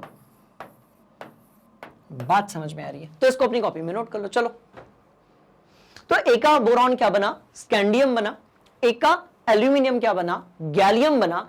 और आपका जो एका सिलिकॉन था वो क्या बन गया, जर्मेनियम। कंफ्यूजिंग है, मेरे को भी थोड़ा थोड़ा हो जाता है कई बार, पर परेशान होने वाली बात नहीं है। कॉन्सेप्ट क्लियर है तो कंफ्यूजन नहीं होता। ठीक है, नोट कर लो। कर लिया? बोलो यस सर। ठीक है, इसीलिए आप देखते होंगे कि भैया जहां बोरॉन है उसके नीचे स्कैंडियम है, एल्यूमिनियम के नीचे अब यहां ना रखने, इधर पे रख दिया इन्होंने। ठीक है, तो बोरॉन देखो, तो बोरॉन का कनेक्शन किससे है, ध्यान से देखिएगा, मस्त वाली कहानी है, राइट। तो भैया बोरॉन का कनेक्शन किससे है, किससे है, किससे है? तो देखो, बोरॉन का कनेक्शन किससे है, स्कैंडियम से है। एल्यूमिनियम का कनेक्शन किससे है, गैलियम से है। और सिलिकॉन का कनेक्शन किससे है, जर्मेनियम से है। ठीक है, तो जहां पर जर्मेनियम है वहां पर मेंडलीव ने क्या लिख कर दिया था, एक्का सिलिकॉन। बस यही अपने को याद रखना है। जहां पर आपका गैलियम है वहां पर मेंडलीव अंकल ने लिख कर दिया था क्या, एक्का एल्यूमिनियम। और भैया जहां पर बोरॉन है, बोरॉन सॉरी स्कैंडियम है, वहां पर इन्होंने क्या लिख कर दिया था, एक्का बोरॉन। बात समझ में आ रही है? तो ये एक बड़ी इंपॉर्टेंट चीज थी जो अपने को दिमाग के अंदर फिट रखनी है। इतना नोट कर लो। चलो, अब आप बोल रहे होंगे सर उन्होंने तो ये कहा था कि भौतिक गुणधर्म एक समान होंगे। देख लेते हैं एक बार, क्रॉस चेक कर लेते हैं एक बार, है ना। लो नोट तो करो आप पहले। चलो क्रॉस चेक करते हैं। ठीक है, बोरॉन का स्कैंडियम, एल्यूमिनियम का गैलियम, और सिलिकॉन का आपका है जर्मेनियम। चलो ठीक, बढ़ते हैं आगे। ये लो, हाँ भैया कैसा, एका एल्यूमिनियम किसके जैसा, मतलब एका एल्यूमिनियम उन्होंने नाम रखा था, बाद में क्या आया, गैलियम आया कि नहीं आया, बताओ ध्यान से देखो। तो एका एल्यूमिनियम का परमाणु भार किसके हिसाब से, मेंडलीव अंकल के हिसाब से कितना था, 68 था। और बाद में जब निकाला गया तो कितना आया, 70। लगभग पास पास में। जो चीज पता नहीं है उसको इस तरीके से बता पाना अपने आप में बहुत बड़ी बात है। बोलो यस सर। बात समझ में? अब देखो, अब देखो कुछ इसी तरीके से इसका घनत्व देखो और इसका घनत्व देखो। तो मेंडलीव सर का जो तत्व था जो कि अननोन था, जिसके बारे में उन्होंने बात की थी, वो ये वाला था, एक्का एल्यूमिनियम, जो कि बाद में क्या हुआ, भविष्य सूचक तत्व। उन्होंने पहले ही बता दिया था कि परमाणु भार ये होगा, घनत्व ये होगा, ऑक्साइड का सूत्र ये होगा, क्लोराइड का सूत्र ये होगा। बात समझ में आ रही है? कुछ इसी तरीके से गैलियम जब खोजा गया तो उसका परमाणु भार देखो लगभग बराबर है। कुछ इसी तरीके से घनत्व जो है वो लगभग बराबर है। गलनांक नहीं पता था, पूछो क्यों? अरे तत्व ही नहीं होगा तो गलनांक कैसे बताओगे? बात समझ में आ रही है? घनत्व और बाकी चीजें बता सकते हो। ऑक्साइड का सूत्र उन्होंने बताया था। ई का मतलब यहां पर एलिमेंट है। ई बोले तो एलिमेंट, और एलिमेंट मतलब दैट्स ऑल। तो ई बोले तो एलिमेंट, या फिर क्या बोल सकते हैं, तत्व बोल सकते हैं लोग। उन्होंने कहा भैया E2O3 जो है वो क्या होगा, ऑक्साइड का सूत्र होगा। और देखो हुआ बाद में, गैलियम ऑक्साइड का यही सूत्र होता है। उन्होंने कहा भैया क्लोराइड का सूत्र ECl3 होगा, और बाद में हुआ गैलियम क्लोराइड का ये सूत्र होता है। यही खेल किसके किसके बीच में हुआ, सिलिकॉन और जर्मेनियम के बीच में। मेंडलीव अंकल जो थे उनके तत्व का नाम था क्या, एक्का सिलिकॉन, जिसकी उन्होंने क्या बताई थी, देखो यार परमाणु भार तो बिल्कुल सटीक बताया था। जो तत्व है ही नहीं उसका परमाणु भार बिल्कुल सटीक बताया था, तो वो देखो बराबर ही आ रहा है ऑलमोस्ट। घनत्व की बात करो आप, क्या परफेक्शन रहा होगा, आप सोचो डेंसिटी या घनत्व कितना बढ़िया बताया। और ये कहा कि इसका जो गलनांक होगा वो उच्च होगा, तो देखो उच्च है 1231, बहुत ज्यादा है। बात समझ में आ रही है? और ऑक्साइड का सूत्र क्या होगा, तो EO2 होगा। यहां से सवाल पूछ लिया जाता है, ध्यान से देखिएगा। तो फिर बाद में जर्मेनियम ऑक्साइड जब बनाया, जर्मेनियम ऑक्साइड जब बनाया गया तो वो ऐसा ही था। कुछ इसी तरीके से ECl4 जो था वो क्या था आपका, क्लोराइड का सूत्र था। किसने बताया था, किसने भविष्यवाणी की थी, हमारे मेंडलीव अंकल ने। और बाद में वो क्या निकल कर आया, गैलियम क्लोराइड निकल कर आया। बोलो यस सर। बात समझ में आ गई? तो इस तरीके से कहानी बड़ी इंटरेस्टिंग है। ये इस वाले पार्ट का पहले नोट करो। ये इस वाले पार्ट का बेटा एक्सप्लेनेशन था कि नए तत्व और गुणधर्मों की भविष्यवाणी पहले से ही किसने कर दी थी, आपके हमारे कौन भैया, जो मैडलीव अंकल है उन्होंने। तो तीनों चीजें देख ली। अब सोचो ये पहला वाला जो पॉइंट था, इसी के कारण आप तीसरे वाले पॉइंट पे पहुंच पाए। पहला जो पॉइंट था उसी के कारण आप तीसरे वाले पॉइंट पर पहुंच पाए। बात समझ में आ गई? इंटरेस्टिंग बात, नोट कर लो, ठीक है। चलो, तो अब जो है इसको तो मिटाने की जरूरत नहीं है। तो अब अपन ने जो है विवरण देख लिया, और कौन सी चीज देख ली, महत्व देख लिया। अभी कुछ चीजें और हैं जिनके बारे में हमें पढ़ना है, ठीक है। इसे भी आपने नोट कर लिया, बोलो यस सर, इंटरेस्टिंग कहानी। चलो फिर पीछे चलते हैं, फिर पीछे चलते हैं और समझने की कोशिश करते हैं कि सर ये ऑक्साइड और हाइड्राइड का मतलब क्या होता है, ठीक है। तो एक बार इसको आप देख लेंगे और भैया अपना दिमाग लगा लेंगे, उसके बाद मैं कंसीडर आगे बढ़ता हूं फिर, है ना।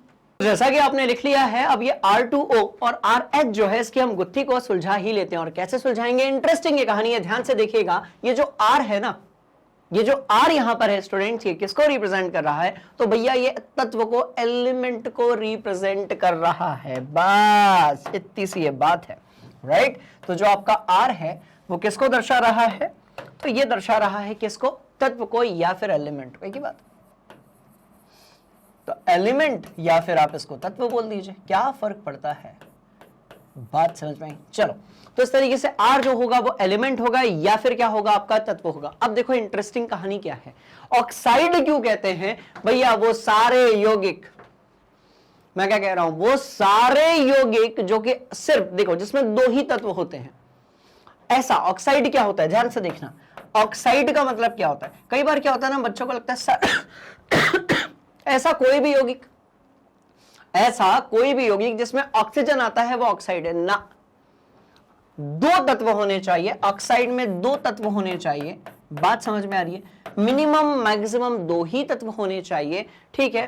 पहला जो तत्व है वो आपका कोई भी हो सकता है, कोई भी हो सकता है। दूसरा जो तत्व है वो आपका होना चाहिए ऑक्सीजन। कुछ इसी तरीके से, मतलब ऐसा याद रखना है अपने को, ऐसा समझना है अपने को कि जो ऑक्साइड होते हैं वो ऐसे यौगिक होते हैं जिसमें कितने तत्व पाए जाते हैं, दो तत्व पाए जाते हैं। कौन से, एक तो भैया कोई भी तत्व हो सकता है, बोलो यस सर। एक तो आपका कोई भी तत्व हो सकता है, और दूसरा जो है वो क्या होगा, दूसरा जो है वो आपका ऑक्सीजन होगा। बात समझ में आ रही है, ठीक है। तो इस तरीके से ये ऑक्साइड होगा। तो कुछ इसी तरीके से जो हाइड्राइड है वो क्या होगा, एक कोई भी तत्व ले लो, बोलिए, आपने बोला हाँ सर ले लिए, कोई दिक्कत नहीं, हाइड्रोजन ले लिए, कुछ भी कोई भी ले लिए दूसरा तत्व, ठीक है। पहला तत्व जो है आपने हाइड्रोजन ले लिया, ठीक है, और दूसरा जो है वो कोई भी तत्व ले लिया, तो ये क्या बन गया, ये आपका हाइड्राइड बन गया। तो ऐसा यौगिक जिसमें ऑक्सीजन के साथ कुछ भी हो, एक प्रकार का तत्व वो ऑक्साइड है। और ऐसा यौगिक जिसमें हाइड्रोजन के साथ कोई और दूसरा तत्व हो, कोई भी हो सकता है, अपने को कोनो फर्क नहीं पड़ता, वो क्या होगा, आपका हाइड्राइड होगा। ऐसे ही सल्फाइड होते हैं, ऐसे ही आपके क्या होते हैं, ऐसे ही आपके क्लोराइड होते हैं। बात समझ में आ रही है। चलो, तो अपन कुछ एक ऑक्साइड देख लेते हैं। तो यहां पर कवि का कहने का मतलब है कि भैया पहला जो ग्रुप रहेगा ना आपका, बात समझ में आ रही है बबुआ, पहला जो ग्रुप रहेगा उसमें आपके R2O रूल चलेगा। इसका मतलब ये सब जो रहेंगे आपके वो क्या करने वाले हैं, R2O, यानी कि दो तत्व रहेंगे और एक ऑक्सीजन रहेगा। इस प्रकार से ये आपका क्या बनेगा, यौगिक बनेगा। समझ लेते हैं, सब में अलग अलग रहेगा, ध्यान से देखना। मैं सबके बना देता हूं, ऑटोमेटिकली कहानी आपके दिमाग के अंदर फिट हो जाएगी। बोलो यस सर, राइट। चलो, तो यार क्लास 11th के स्टूडेंट्स के लिए कुछ नया थोड़ी है, अपन ने भर भर के कक्षा 10वीं में ये सारी चीजें पढ़ी है। बोलो यस सर, ये सारी चीजों को हमने कहां पढ़ा है, क्लास 10th में। और देखो खेल चालू होता है अब, कैसे, ऐसे, कहां, इधर पे लो। मैं कह रहा हूं आर, तो आर जो है वो किसको दर्शा रहा है, तत्व को, ठीक। अब हम एक काम करते हैं, हम लिखते हैं R2O, भैया अपन लिखते हैं RO, बाकी के तो आप भी लिख लेंगे। हम लिखते हैं R2O3 और हम लिखते हैं उसके बाद वाला RO2। चलो, RO2। चलो, अब यहां पर हम कुछ एक उदाहरण लेने की कोशिश करते हैं, राइट। तो मैं कह रहा हूं कि R2O, इसमें हाइड्रोजन आ गया, लिथियम आ गया, सोडियम आ गया। चलो ये लो, मैंने लिखा H2O, मैंने लिखा N2O और मैंने क्या लिखा Li2O। पहला वाला जो है वो हाइड्रोजन ऑक्साइड है, बोलो यस सर। दूसरा वाला जो है ना बाबूजी वो आपका क्या होगा, सोडियम ऑक्साइड होगा। और तीसरा वाला जो है वो पक्का से पक्का क्या होगा, लिथियम ऑक्साइड होगा। कुछ इसी तरीके से यदि हम यहां पर चलें तो भैया BeO, बोलो यस सर। कुछ ऐसा ही क्या होगा आपका MgO।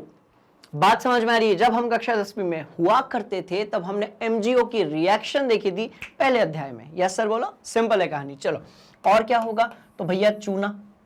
ये वही चूना है जिससे बनाया जाता है चूने का पानी, जिसको लगाया जाता है किस पर, पान पर। बात समझ में आ रही है? और दीवालों पर, है ना। इसी तरीके से R2O3, तो भैया R2O3O3 में इसमें बोरॉन है, एल्यूमिनियम है और आपका स्कांडियम। चलो तो मैंने कहा बोरॉन है, एल्यूमिनियम है, बोलो यस सर। Al2O3 होता है, Al2O3 होता है, एल्यूमिनियम ऑक्साइड अपन इसको कहते हैं, राइट। कुछ इसी तरीके से हम थोड़ा और आगे बढ़े।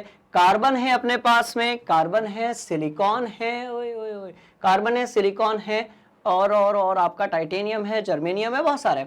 चलो बना लेते हैं अपन। तो ये होगा आपका RO2।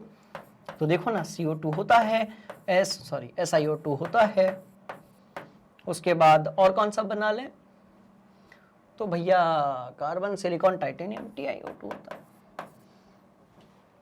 बात समझ में आ गई क्या, बोलो यस सर। ये कहानी जो है वो बड़ी इंटरेस्टिंग है स्टूडेंट्स, ध्यान से देखिएगा। तो इस तरीके से हमने क्या बनाए हैं, तो भैया अपन ने बनाया है क्या, ध्यान से देखिएगा। हम लोगों ने क्या बनाया है, तो हमने बनाया है ऑक्साइड। तो हमने कौन सी चीज बनाई है बाबूजी, हमने निर्माण किया है किसका, ऑक्साइड का। बात समझ में आ रही है? यस सर बोलो। बड़े इंटरेस्टिंग और सिंपल सी ये कहानी है, राइट। बोलो यस सर। चलो नोट कर लो।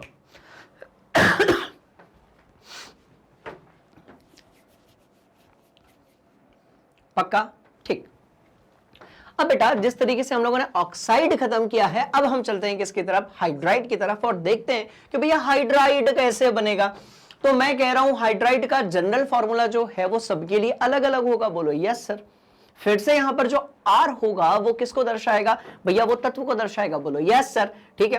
पर हाइड्राइड क्या होगा, एक हाइड्रोजन, एक कोई भी दूसरा तत्व, पर एक ही होना चाहिए। हाइड्रोजन के साथ ऑक्सीजन लगा दो, हाइड्रोजन के साथ क्लोरीन लगा दो, हाइड्रोजन के साथ सोडियम लगा दो। मैं कह रहा हूं हाइड्रोजन के साथ कार्बन लगा के हाइड्रोकार्बन बना डालो, हाइड्रोजन के साथ कार्बन लगाकर हाइड्रोकार्बन बना डालो। कोई फर्क पड़ने वाला है क्या, बोलो नो सर। हाइड्रोजन के साथ नाइट्रोजन लगाकर अमोनिया बना डालो। इंटरेस्टिंग बात यह है कि इन सबको अपन पहले से जानते हैं। कैसे जानते हैं, देखो अभी निपटाते हैं इसको। टीपा, बोलो यस सर। चलो अब हम आएंगे किस पर, हाइड्राइड पर। स्टूडेंट्स अब हम बात करने वाले हैं किसकी, हाइड्राइड की। हम बात करेंगे किसकी, hydride, hydride, hydride, hydride.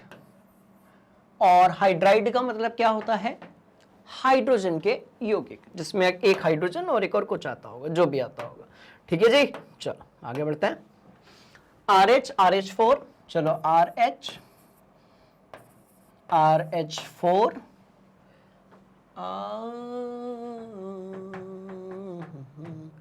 RH4 तो यार नहीं आएगा यार, RH4 आएगा नहीं, RH2 आएगा बाबू। BH3 होता है और LH3 भी होता है, हाँ RH2 आएगा, गलत लिखा है RH2। फिर यहाँ पर RH3 होगा, फिर यहाँ पर RH4 होगा, उसके बाद RH3 आ रहा नाइट्रोजन वाला, ठीक है। इन सब के हम लोग बना सकते हैं, कोई दिक्कत नहीं है। चलो कंफ्यूज नहीं होना है, सही कर देता हूँ उसको मैं, ठीक है। चलो अब देखो भैया, आपके पास यदि नॉलेज है, बात समझ में आ रही है, कॉन्सेप्ट्स की यदि आपके पास में अंडरस्टैंडिंग है, तो आप बहुत बढ़िया तरीके से, कहीं पर गलत भी दिया हुआ है ना तो उसको भी सही कर सकते हो, बोलो यस सर। बात समझ में आई, BH3 एग्जिस्ट करता है, यह तो सही है, ये बाकी सही है। फिर यस सर बोलो, मस्त वाली बात, ठीक है। अब चलो, अब RH की यदि हम बात करेंगे तो इसमें आपका क्या आ जाएगा, NaH आ जाएगा, इसमें क्या आ जाएगा, CaH2 आ जाएगा, इसमें और क्या आ जाएगा, तो LiH आ जाएगा, बोलो यस सर। इसमें आपका MgH2 आ जाएगा, क्योंकि ये सारी जो कहानी है ये किससे जुड़ी हुई है, संयोजकता से, वैलेंसी से और संयोजक इलेक्ट्रॉन के साथ में। RH3 में क्या क्या आएगा, तो उधर वाला भी आएगा, यानी कि BH3 हो सकता है। क्या हो सकता है? BH3 हो सकता है। वैसे B2H6 होता है ये, ठीक है, तो BH3 तो नहीं होता है, पर ये हाँ B2H6 होता है ये। तो इसमें अपन NH3 लिख सकते हैं, चलो ठीक है, इसमें अपन NH3 लिख सकते हैं, which is considered as what? Ammonia. कुछ इसी तरीके से RH4 क्या होगा? तो भैया CH4 होगा, और क्या होगा? SiH4 होगा। बोलो यस सर, मस्त वाली ये बात है। अच्छा, हाइड्रोजन को यदि हाइड्रोजन के साथ मिलाया तो क्या बना? तो एक हो गया हाइड्रोजन R की जगह पर, और एक हाइड्रोजन ऑलरेडी है, so that will turn into what? Only H2। बोलो यस सर, क्लियर। तो इस तरीके से आप सारे के सारे जो हाइड्राइड्स हैं उनको भी डिजाइन कर सकते हो, ठीक है। चलो हो गया। अच्छा, एक और है फॉस्फीन है अपने पास, PH3 भी है। कुछ इसी तरीके से एक और फॉर्मूला मैं यहां पर लिख देता हूं, ध्यान से देखिएगा, मस्त वाली कहानी, ठीक है। एक फॉर्मूला और कौन सा लिखा मैंने? R2H6, और इसमें कौन सा आ जाएगा? तो भैया इसमें आ जाएगा B2H6। ये जो B2H6 होता है इसको हम लोग डाइबोरेन कहते हैं, और ये एग्जिस्ट करता है कौन से अध्याय में? हमारा एक P ब्लॉक अध्याय है, दूसरी वाली जो पार्ट की बुक है ना उसमें। बात समझ में आ रही है? और बड़ा इंपॉर्टेंट क्वेश्चन यहां से कई बार पूछ लिया जाता है, मस्त वाली बात है, नोट कर लो। चलो ठीक, चलिए। तो बेटा इस तरीके से क्या कर सकते हैं, इस तरीके से। अच्छा, अभी 2-3 अपन ने और नहीं बनाए, RH के एक दो और नहीं बनाए हम लोगों ने। सुनो, ये इससे भी आएगा। देखो ये RH आप देख रहे हो? बोलो यस सर। देखो आप, हाइड्रोजन फ्लोरीन के साथ भी कनेक्ट होगा, क्लोरीन के साथ भी कनेक्ट होगा। इधर पे ही मैं लिख देता हूं HCl हो जाएगा, HBr हो जाएगा, HF हो जाएगा। तो ये आपके क्या हो गए? हाइड्रोजन जो है उसके अलग अलग प्रकार के भांति भांति के यौगिक हो गए। इसको अपनी बढ़िया तरीके से कॉपी में नोट कर लो। चलो पक्का? इंटरेस्टिंग? यस सर बोलो। चलो और आगे बढ़ते हैं, ठीक है। अब हमने जो मेंडलीव की आवर्त सारणी थी उसके बारे में ये देख लिया कि उसका महत्व क्या है। साथ में हमने ये जाना कि भैया कौन से बिंदु हैं जिस पर अपने को फोकस करने की जरूरत है। अब हम ये देखने वाले हैं कि जो मेंडलीव की पीरियोडिक टेबल थी, यदि वो इतनी ही सटीक थी, राइट, यदि वो इतनी ही सटीक थी तो उसी को पढ़ रहे होते अपन तो ये वाली पढ़ते नहीं है। हम कौन सी पढ़ते हैं? Modern periodic table. मतलब ये है भैया कुछ कमी जरूर रही होगी। मेंडलीव की पीरियोडिक टेबल जो है स्टूडेंट्स, उसमें कुछ ना कुछ कमी जरूर रही होगी, और वो जो कमी है अब उन पर हम थोड़ा सा क्या करते हैं? प्रकाश डालते हैं। कैसे डालते हैं? देखो, प्रकाश डालने के लिए हम पड़ोस में चलेंगे। यहां है प्रकाश डालने वाली चीजें, हम इसको लिमिटेशंस भी कह सकते हैं। तो हम इसको लिमिटेशंस, एक मिनट, तो हम स्टूडेंट्स इसको लिमिटेशंस, तो हम इसको लिमिटेशंस भी कह सकते हैं। बात समझ में आ रही है? अब इसमें बेसिकली क्या क्या है उसको बड़े ध्यान से आप देखिए। मिटा देता हूं यार, मजा नहीं आ रहा, मिटा देता हूं, ठीक है। चलो, अब कौन सी कमी है इसको बड़े ध्यान से अपने दिमाग में रखिएगा। यहां से पूछ लिए जाते हैं बहुत सारे क्वेश्चंस, ठीक है। कैसे? देखो, पहले तो आप कितनी कमी लिखी मैंने? 1 2 गिनती करते हैं, 1 2 3 4 5 6 7। हाँ ठीक है। एक बार आप इसको अपनी कॉपी में नोट तो करो, फिर 1 बाय 1 सबको अपन डिस्कस करते हैं, ठीक है। 1 बाय 1 सबको हम लोग डिस्कस करते हैं। चलो, अब मैं क्या कह रहा हूं, हाइड्रोजन की स्थिति से शुरू करते हैं। आप बोलोगे सर अच्छा खासा तो हाइड्रोजन उधर पे था लिथियम के ऊपर, बात समझ में आ रही है। पर स्टूडेंट्स थोड़ी सी जो कहानी है वो यहां पर अधूरी है, और वो कैसी है उसको अपन देख लेते हैं। देखो, हाइड्रोजन की स्थिति में क्या डाउट था उसको अपन समझने की कोशिश करते हैं। ध्यान से देखना, क्या आपको यहां पर RH दिख रहा है? यस सर बोलो, यस सर बोलो। चलो अच्छे बच्चे, चलो बेटा, आपको यहां पर RH दिख रहा है, और यहां पर भी आपको RH दिख रहा है। बोलो यस सर, राइट। अब क्या होता है, यदि आप हाइड्रोजन की बात करोगे, यदि आप हाइड्रोजन की बात करोगे तो एक तरफ तो RH हम जो पढ़ते हैं बेटा, एक तरफ तो हमारा जो RH हम पढ़ते हैं, ध्यान से देखना, एक तरफ तो RH हम जो देख रहे हैं, इसका मतलब R क्या है? तो वो तो हाइड्रोजन हो गया, आपका दूसरा कोई तत्व हो गया, और H क्या हो गया? आपका हाइड्रोजन हो गया। तो एक तरफ तो अपने को LiH मिल रहा है। बोलो यस सर। एक तरफ हमको जो है वो क्या मिल रहा है? NaH मिल रहा है, बोलो यस सर। RH का एक तरीका हम और देखते हैं जिसको हमने क्लास 10th में भी देखा है, ध्यान से देखना। अपने को HF मिल रहा है, अपने को हाँ हमें जो है HCl मिल रहा है, हमें जो है HBr मिल रहा है, यहां पर इसी तरीके से KH मिल रहा है। तो यदि हम इन दोनों पर गौर करें, यदि हम इन दोनों पर गौर करें तो हम एक चीज जानेंगे, ठीक है। अब रुको, मैथ्स वाला दिमाग लगाते हैं। इसको बोलते हैं समीकरण नंबर 1, इसको बोलते हैं समीकरण नंबर 2। तो मैं यहां पर कह रहा हूं समीकरण 1 और 2 से, भैया मैं कह रहा हूं समीकरण 1 और 2 से हाइड्रोजन ने धातुओं के साथ जैसे आबंध बनाए वैसे ही अधातुओं के साथ भी बनाए। हाइड्रोजन ने, ध्यान से देखिएगा, धातुओं के साथ जैसे आबंध बनाए ऐसे ही उसने किसके साथ बनाए, अधातुओं के साथ बनाए। इधर तो ये गायब हो गया, ब्रोमीन कहां गया अपना, ये रहा, आयोडीन कहां रहा, ये रहा। बात समझ में आ रही है? हाइड्रोजन ने जैसे आबंध धातुओं के साथ बनाया वैसे ही किसके साथ बनाए, अधातुओं के साथ बनाए। अब जो लिख रहा हूं उसको ध्यान से देखना। तो अपन ने ये जाना कि जो हाइड्रोजन है, ध्यान से देखना, हाइड्रोजन ने अधातु जैसे कि आपका क्लोरीन हो गया, फ्लोरीन हो गया, एवं धातु जैसे कि लिथियम हो गया, सोडियम हो गया के साथ एक जैसे आबंध बनाए, एक जैसे क्या बनाए, तो एक जैसे यौगिक बनाए। और अपन ब्रैकेट में आबंध भी लिख देते हैं। बात समझ में आ रही है? तो भैया ऐसे एक जैसे यौगिक या फिर आबंध बनाए, तो आप बोलोगे सर बनाने दो। तो इससे क्या हुआ, हमें इससे ये नहीं पता चल पाया कि हम हाइड्रोजन को, ध्यान से देखिएगा, हमें इससे यह नहीं पता चल पाया कि हम हाइड्रोजन को सोडियम के साथ रखें या फिर फ्लोरीन के साथ रखें। अब इस समय तक इलेक्ट्रॉनिक विन्यास की एंट्री नहीं हुई थी। इस समय तक आपका 1s2 2s2 वगैरह कुछ भी नहीं था। परमाणु क्रमांक की हम बात ही नहीं कर रहे थे, हम परमाणु भार की बात कर रहे थे। ध्यान से देखेंगे सभी। तो भैया मैं कह रहा हूं, कैसे बताओगे, मैं कह रहा हूं ये कैसे बताओगे आप कि हाइड्रोजन को कहां रखा जाए। तो इसका मतलब ये हुआ कि हमें H2 सॉरी की जो स्थिति है, H2 की जो स्थिति है उसके बारे में कोनो जानकारी नहीं थी। किसको? मेंडलीव को। क्यों? क्योंकि भैया देखो, एक तरफ तो आप लिथियम के साथ भी वैसे ही आबंध बना रहे हो जैसा फ्लोरीन और क्लोरीन के साथ बना रहे हो।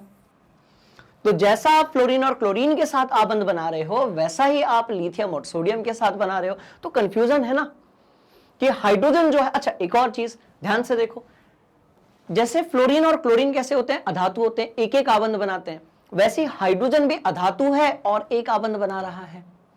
तो हाइड्रोजन कैसा? अधातु है और किनके साथ पाया जा रहा है? धातुओं के साथ में। बोलो यस सर। तो बड़ा कंफ्यूजन है। बात समझ में आ रही है? क्या कंफ्यूजन है? जैसे लिथियम सोडियम फ्लोरीन क्लोरीन के साथ आबंध बनाते हैं वैसे हाइड्रोजन भी बनाता है।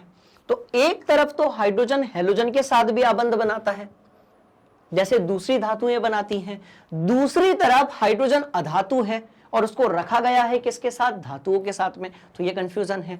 इसका मतलब ये कि हाइड्रोजन की जो स्थिति है, इसका मतलब ये स्टूडेंट्स की जो हाइड्रोजन की स्थिति है उसके बारे में सटीक जानकारी नहीं थी, क्योंकि वो अधातु होकर भी धातुओं के बीच में रखा था। बात समझ में आई? और वो अधातु होकर भी यहां कहीं पर नहीं पाया जा रहा था। क्लियर है कहानी? सिंपल है कहानी, इंटरेस्टिंग है कहानी। इसको अपने दिमाग में और कॉपी में नोट कर लो। चलो बात समझ में आ गई? बोलो यस सर। ठीक, आगे बढ़ते हैं, है ना। अब भैया दूसरी कमी नोट कर लेना बेटा, समस्थानिकों की स्थिति। अब समस्थानिक के बारे में हम लोगों ने कक्षा 9वीं में पढ़ा, 10वीं में पढ़ा, फिर 11वीं में भी पढ़ा। समस्थानिक क्या होते हैं? जिनका परमाणु क्रमांक एक समान होता है पर जिनका परमाणु क्रमांक एक समान होता है पर जिनका परमाणु भार जो है वो अलग अलग होता है। अब एक बात बताओ, जब हम बात करते हैं किसकी, मेंडलीव की आवर्त सारणी की, तब हम ये देखते हैं कि तत्वों को हम बढ़ते हुए भारों के हिसाब से, आवर्त के हिसाब से क्या करते हैं, अरेंज करते हैं। इसका मतलब यह हुआ कि यदि हम एक समस्थानिक लेते हैं, मैंने कहा हाइड्रोजन के समस्थानिक है भैया, एक हाइड्रोजन है, दूसरा आपका ड्यूटेरियम है और तीसरा आपका ट्राइटियम है, तो उसको अपन टी से रिप्रेजेंट करेंगे, ट्रिटियम ट्राइटियम जो भी। कितने समस्थानिक, तो बबुआ यहां पर अपने को मिल रहा है पहला, दूसरा, दूसरा और तीसरा, बोलो यस सर। तो ये जो आपको 3 समस्थानिक दिख रहे हैं किसके, हाइड्रोजन के, ये जो आपको 3 समस्थानिक दिख रहे हैं किसके, हाइड्रोजन के, ध्यान से देखना, ये जो आपको तीन समस्थानिक दिख रहे हैं किसके, हाइड्रोजन के, सबका जो भार होगा वो अलग अलग होगा।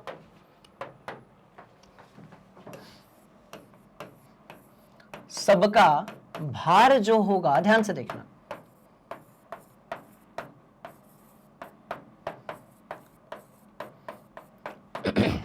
अब जो बोल रहा हूं उसको बड़े ध्यान से सुनो, मस्त है, एकदम सिंपल है, निपटा देंगे आराम से, कौन घबराने वाली बात नहीं। मैं कह रहा हूं सबका जो भार होगा वो कैसा होगा भैया, सबका जो भार होगा वो कैसा होगा, अलग अलग होगा। सबका भार यदि अलग अलग होगा तो सबको हम अलग अलग जगह पर रखेंगे। इस वाली आवर्त सारणी में यदि हाइड्रोजन यहां है तो यहां कहीं पर आपका ड्यूटेरियम आ जाएगा और यहां कहीं पर आपका ट्राइटियम आ जाएगा, बोलो यस सर। इसका मतलब मेंडलीव की आवर्त सारणी में समस्थानिकों को अलग अलग कहां रखा गया था, डिब्बों में रखा गया था, ठीक है। मेंडलीव की आवर्त सारणी में समस्थानिकों को कहां रखा गया था, अलग अलग आपके जो खंड होते हैं उसमें रखा गया था। पर हमें बाद में पता चला क्योंकि सबके पास प्रोटॉनों की संख्या एक समान है और सबका परमाणु क्रमांक एक समान है, इसलिए समस्थानिक भैया कितने भी हो, अपने को एक बॉक्स मिला है एक एलिमेंट को, तो एक बॉक्स में एक एलिमेंट रहेगा। समस्थानिक भले ही उसके कितने भी हो, जैसे आयोडीन के भयंकर सारे समस्थानिक होते हैं, बट सभी समस्थानिकों को हमें जो है एक ही डिब्बे में फिट करना है। बात समझ में आ रही है, इंटरेस्टिंग कहानी, क्लियर। तो अभी क्या लिखोगे इसमें तो इसमें आप ये लिखेंगे कि समस्थानिकों को अलग अलग स्थानों में जगह दी गई थी, जो कि गलत था। समस्थानिक के पास प्रोटॉनों की संख्या एक समान होती है, इसलिए उन सबका परमाणु क्रमांक एक समान होता है, इसलिए उन सबको हमें जो है एक ही स्थान पर रखना होता है। और आधुनिक आवर्त सारणी जो है उसमें हमने सभी समस्थानिकों को कैसे किया है, एक ही जगह पर फिट कर दिया है। बात समझ में आ रही है, इंटरेस्टिंग बात, चलो नोट कर लो। तो ये नोट करने से ज्यादा समझ में आने वाला पार्ट है। चलिए, तो कौन सा देख लिया बाबू अपन ने, ध्यान से देखो। हमने हाइड्रोजन की स्थिति देख ली, नहीं ऐसे नहीं लगाएंगे टिक, टिक हम अपनी वाली स्टाइल में लगाएंगे, अपनी वाली स्टाइल में। हमने ये देख लिया, हमने ये देख लिया, बोलो यस सर। अभी क्या कहना चाह रहे हैं, उपवर्ग ए और बी में सही संबंध नहीं है। ओ माय गॉड, इसका मतलब क्या है, उपवर्ग ए और बी में सही संबंध नहीं है, इसको अपन देखने की कोशिश करते हैं। चलो देखो, अभी ध्यान से देखना, मस्त वाली बात बता रहा हूं। आप जानते हो कि प्रत्येक समूह को यानी कि ग्रुप को हमने उपवर्ग में, प्रत्येक वर्ग को हमने उपवर्ग में क्या कर दिया है, डिवाइड कर दिया, ए और बी, ठीक है। और क्यों किया है, क्योंकि हम जानते हैं कि इन सबके जो गुणधर्म है वो कैसे होने चाहिए, एक समान होने चाहिए। अब देखो मैं क्या कह रहा हूं, लिथियम, सोडियम, पोटेशियम, रुबिडियम और सीजियम तक की कहानी तो बिल्कुल सही है, पर भाई कहां यहां पोटेशियम के साथ कॉपर आ गया, कहां पर रुबिडियम के साथ यहां पर सिल्वर आ गया। आपने यदि आधुनिक आवर्त सारणी देखी है तो आप जानेंगे कि ए ग्रुप वाले तो अभी भी जो है इस ब्लॉक में आते हैं, पर Cu और Ag ये किस में आते हैं, डी ब्लॉक में आते हैं। इसका मतलब ये हुआ कि Cu और Ag यानी कि आपका कॉपर और सिल्वर यानी कि आपका तांबा और रजत, इन दोनों के जो गुणधर्म होते हैं वो किससे अलग होते हैं, पोटेशियम और रुबिडियम से अलग होते हैं। बात समझ में आ रही है, इन दोनों के जो गुणधर्म होते हैं वो पोटेशियम और रुबिडियम से अलग होते हैं, उसके बावजूद वो उसी समूह में पाए जा रहे हैं, जो कि एक कमी थी। बात समझ में आई, क्योंकि हम जानते हैं कि भैया एक समूह में आने वाले जो भी तत्व होंगे, राइट, उनके जो गुणधर्म होंगे वो कैसे होंगे, एक समान होंगे। पर यहां पर जो है अपवाद निकल कर आ गया कि भैया कॉपर और सिल्वर तो फॉलो ही नहीं कर रहे हैं। महंगे तत्व इसका मतलब कुछ भी करोगे क्या, ऐसे थोड़ी होता है। तो कॉपर और सिल्वर जो है वो इस समूह के गुणधर्मों का पालन नहीं कर रहे हैं बाबूजी। तो अपन इसको कैसे लिखेंगे, हम इसको कुछ इस तरीके से लिखेंगे, ये लो कि Cu, ठीक है, हेडिंग का नाम क्या है अपने, उप वर्ग ए और बी में सही संबंध नहीं है। इसका मतलब क्या हुआ, ध्यान से देखना, इसका मतलब ये हुआ कि Cu पोटेशियम के जैसा और Ag यानी कि आपका सिल्वर है वो रुबिडियम के जैसा गुणधर्म नहीं दर्शाता है। मैं क्या कह रहा हूं, वो नहीं दर्शाता है। जबकि है ना, समझाना पड़ेगा अपने को, जबकि दोनों, क्या बात हो रही है स्टूडेंट, जबकि दोनों जो है वो किस में पाए जाते हैं, एक ही समूह में पाए जाते हैं। अरे बाबा, जबकि दोनों एक वर्ग में पाए जाते हैं। हम वर्गों को बनाते ही इसलिए ताकि उनके जो गुणधर्म हो सके वो कैसे हो सके, एक समान हो सके। मस्त वाली बात, जबकि दोनों एक वर्ग में ही पाए जाते हैं, खत्म। बोलो यस सर, जबकि दोनों जो हैं वो एक ही वर्ग में पाए जाते हैं। क्लियर, नोट कर लो चलो। ठीक, तो ये आपके कौन से वाले पॉइंट का एक्सप्लेनेशन था, ध्यान से देखना। उपवर्ग ए और बी में सही संबंध नहीं है, तो बिल्कुल सही बात है, सही संबंध नहीं है। मैं कह रहा हूं भाई, एक डिब्बे में रहते हो तो मिल बांट के प्यार से रह लो और एक जैसे गुणधर्म आप दर्शा दो। ऐसा काहे नहीं कर रहे हो, काहे अलग अलग गुणधर्म दर्शा रहे हो? इसका मतलब ये फिर कमी बन जाएगी, तो बनी ना फिर। बात समझ में आ रही है? इंटरेस्टिंग है बात, नोट करो चलो, मस्त वाली कहानी है। चलो चलो चलो चलो, ठीक। अब देखो अगली कहानी की तरफ अपन चलते हैं। ये सर बोलो यार, तो इस पे भी अपन जो है ना एक तगड़ा वाला ऐसा तो एरो लगाएंगे। मैं कह रहा हूं भाई, समान तत्वों के लिए भिन्न भिन्न वर्ग, या फिर अपन दूसरा उठाते कुछ मस्त वाला, कुछ तत्वों की जो असामान्य स्थिति है, या फिर आवर्तता का कारण, या फिर लेंथेनियम और एक्टेनियम, लेंथेनॉइड्स और एक्टेनॉइड्स की स्थिति जो है, राइट, उसमें क्या आ गया, परिवर्तन आ गया। ठीक है, तो अब 3 पॉइंट्स हो चुके हैं, 4 पॉइंट्स आपके सामने हैं। ये रहा पीरियोडिक टेबल, एक बार अपने से ट्राई करो, फिर बढ़ते हैं आगे। चलो, तो क्या कहते हो, जिन पॉइंट्स के बारे में मैंने आप लोगों को लिखने के लिए बोला था, क्या वो समझ में आया? बिल्कुल आया। देखो भैया, समान तत्वों के लिए भिन्न भिन्न वर्ग की क्या बात हो रही है, ध्यान से देखिएगा। एक समान तत्व जिनके गुणधर्म कैसे होते हैं, एक समान होते हैं, उनके लिए अलग अलग वर्ग में आपने क्यों रखा है, देखते हैं अपन। देखो, इसका बेस्ट एग्जांपल है आपका कॉपर यानी कि तांबा, और मरकरी यानी कि पारा, जिसको अपन Hg से भी रिप्रेजेंट करते हैं बाबूजी। ठीक है, चलो देखते हैं कहीं पर कॉपर है क्या। Cu Cu Cu Cu Cu Cu Cu Cu Cu, हाँ ये देखो, तो ये हो गया आपका Cu, और कहीं पर Hg है क्या, Hg Hg Hg Hg Hg Hg यानी कि मरकरी। ये देखो, अब ध्यान से देखो भाई, एक तरफ तो हम ये कहते हैं स्टूडेंट्स कि आप एक समान गुणधर्म वाले जो तत्व रहेंगे उसको एक समूह में पटकेंगे। बोलो यस सर, ठीक है। अब यदि एक समूह में पटकना है तो उधर पे कॉपर और यहां पे मरकरी क्या कर रहा है, इसका मतलब ये हुआ कि गुणधर्म समान होने के कारण हमें जो है उनको एक ही समूह में, एक ही वर्ग में रखना है।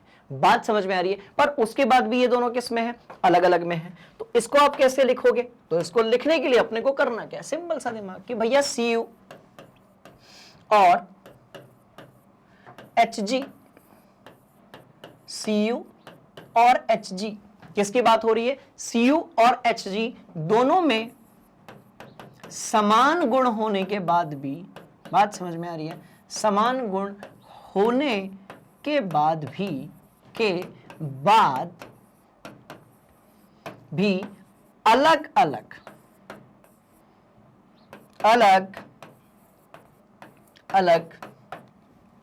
वर्ग में है। वर्ग में है। बात समझ में आ गई। एक समान गुण होने के बाद भी जो दोनों है स्टूडेंट्स वो किस में है, अलग अलग वर्ग में है। बात समझ में आ गई, बड़ी इंटरेस्टिंग कहानी। चलो तो ये बात भी अपनी पूरी हो गई। हम अब यहां पर भी एक तगड़ा वाला क्या लगाने वाले हैं, ध्यान से देखिएगा, ये लगाने वाले हैं। ठीक है, अब ध्यान से देखना, लेंथेनियम और एक्टेनियम आपने देखा होगा आधुनिक आवर्त सारणी जो है उसमें आपका जो एफ ब्लॉक होता है, राइट, उसमें एक तरफ लेंथेनॉइड्स होते हैं और एक तरफ एक्टिनॉइड्स होते हैं। जो लेंथेनॉइड्स होते हैं वो लेंथेनियम से शुरू होते हैं और जो एक्टिनॉइड्स होते हैं वो आपके एक्टिनियम से शुरू होते हैं। बोलो यस सर, बात समझ में आ रही है। तो ऐसा यदि है तो उसके बारे में कोई सटीक जानकारी क्या आपको यहां पर दिख रही है, नहीं दिख रही है? कैसे, ये देखो, लेंथेनियम आपको यहां दिख रहा होगा, है ना, लेंथेनियम आपको यहां पर दिख रहा होगा, एक्टिनियम किधर है, एक्टिनियम आपको यहां दिख रहा होगा। इसको अपन मिटा देते हैं, ये वाला खेल खत्म हो चुका है। पर इसको भी चलो, तो इस पे ध्यान नहीं देना है। मैं क्या कह रहा हूं, जब हम आधुनिक आवर्त सारणी देखते हैं तो लेंथेनियम और एक्टिनियम जो है वो एक ही समूह में आते हैं। पर देखो लेंथेनियम अलग है, एक्टिनियम आपका अलग है। कुछ इसी तरीके से और आपके जो क्या है एफ ब्लॉक के तत्व हैं जिसमें लेंथेनॉइड्स आते हैं और एक्टिनॉइड्स आते हैं, उनकी जो स्थिति है वो स्पष्ट नहीं है। तो सीधी बात ये कि एफ ब्लॉक के, एफ समूह के जो आपके क्या है, एफ ब्लॉक के आपके जो तत्व हैं उनकी स्थिति जो है वो बिल्कुल भी स्पष्ट नहीं है। That's all. बात समझ में आ गई? चलो इसको भी नोट कर लो। नोट क्या करना है, इसको याद रखना है, ध्यान में रखना है, ठीक है। और आगे बढ़ेंगे अपन। सबसे पहले इस पे भी लगाने वाले हैं क्या, नहीं ये वाला था ही नहीं अपना, ये वाला था, ठीक। और ध्यान से देखना, अब ये जो पॉइंट है ना ये बड़ा इंपॉर्टेंट है, यहां से पूछ लिए जाते हैं बहुत सारे क्वेश्चन। और वो क्वेश्चंस क्या होंगे, ध्यान से देखना भैया। कुछ तत्वों की असामान्य स्थिति है। अब यदि मैं आपसे बोलूंगा कि आप मेंडलीव की आवर्त सारणी बनाना चाहते हो तो आप क्या करोगे? आप रिप्लाई करोगे सर हम एक काम करेंगे, जो भी तत्व रहेंगे उन सबको बढ़ते हुए परमाणु भार के हिसाब से क्या कर देंगे, अरेंज कर देंगे। बात समझ में आ रही है? उन सबको हम बढ़ते हुए परमाणु भार के हिसाब से क्या कर देंगे, तो अरेंज कर देंगे। आप ऐसे ही बोलोगे। चलो इसी को अपन देखने की कोशिश करते हैं, राइट। और मैं यहां पर लिख देता हूं, हमें नहीं, मजा नहीं आ रहा, रुको रुको यार रुको, मजा तो आना चाहिए भैया। बात समझ में आ रही है? मैं कह रहा हूं हमें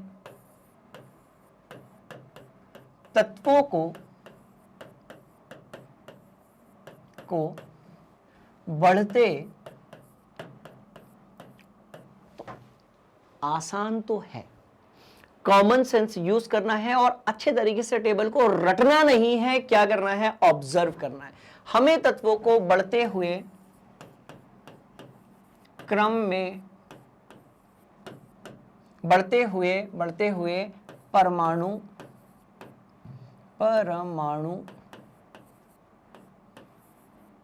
भार के क्रम में लिखना होता है।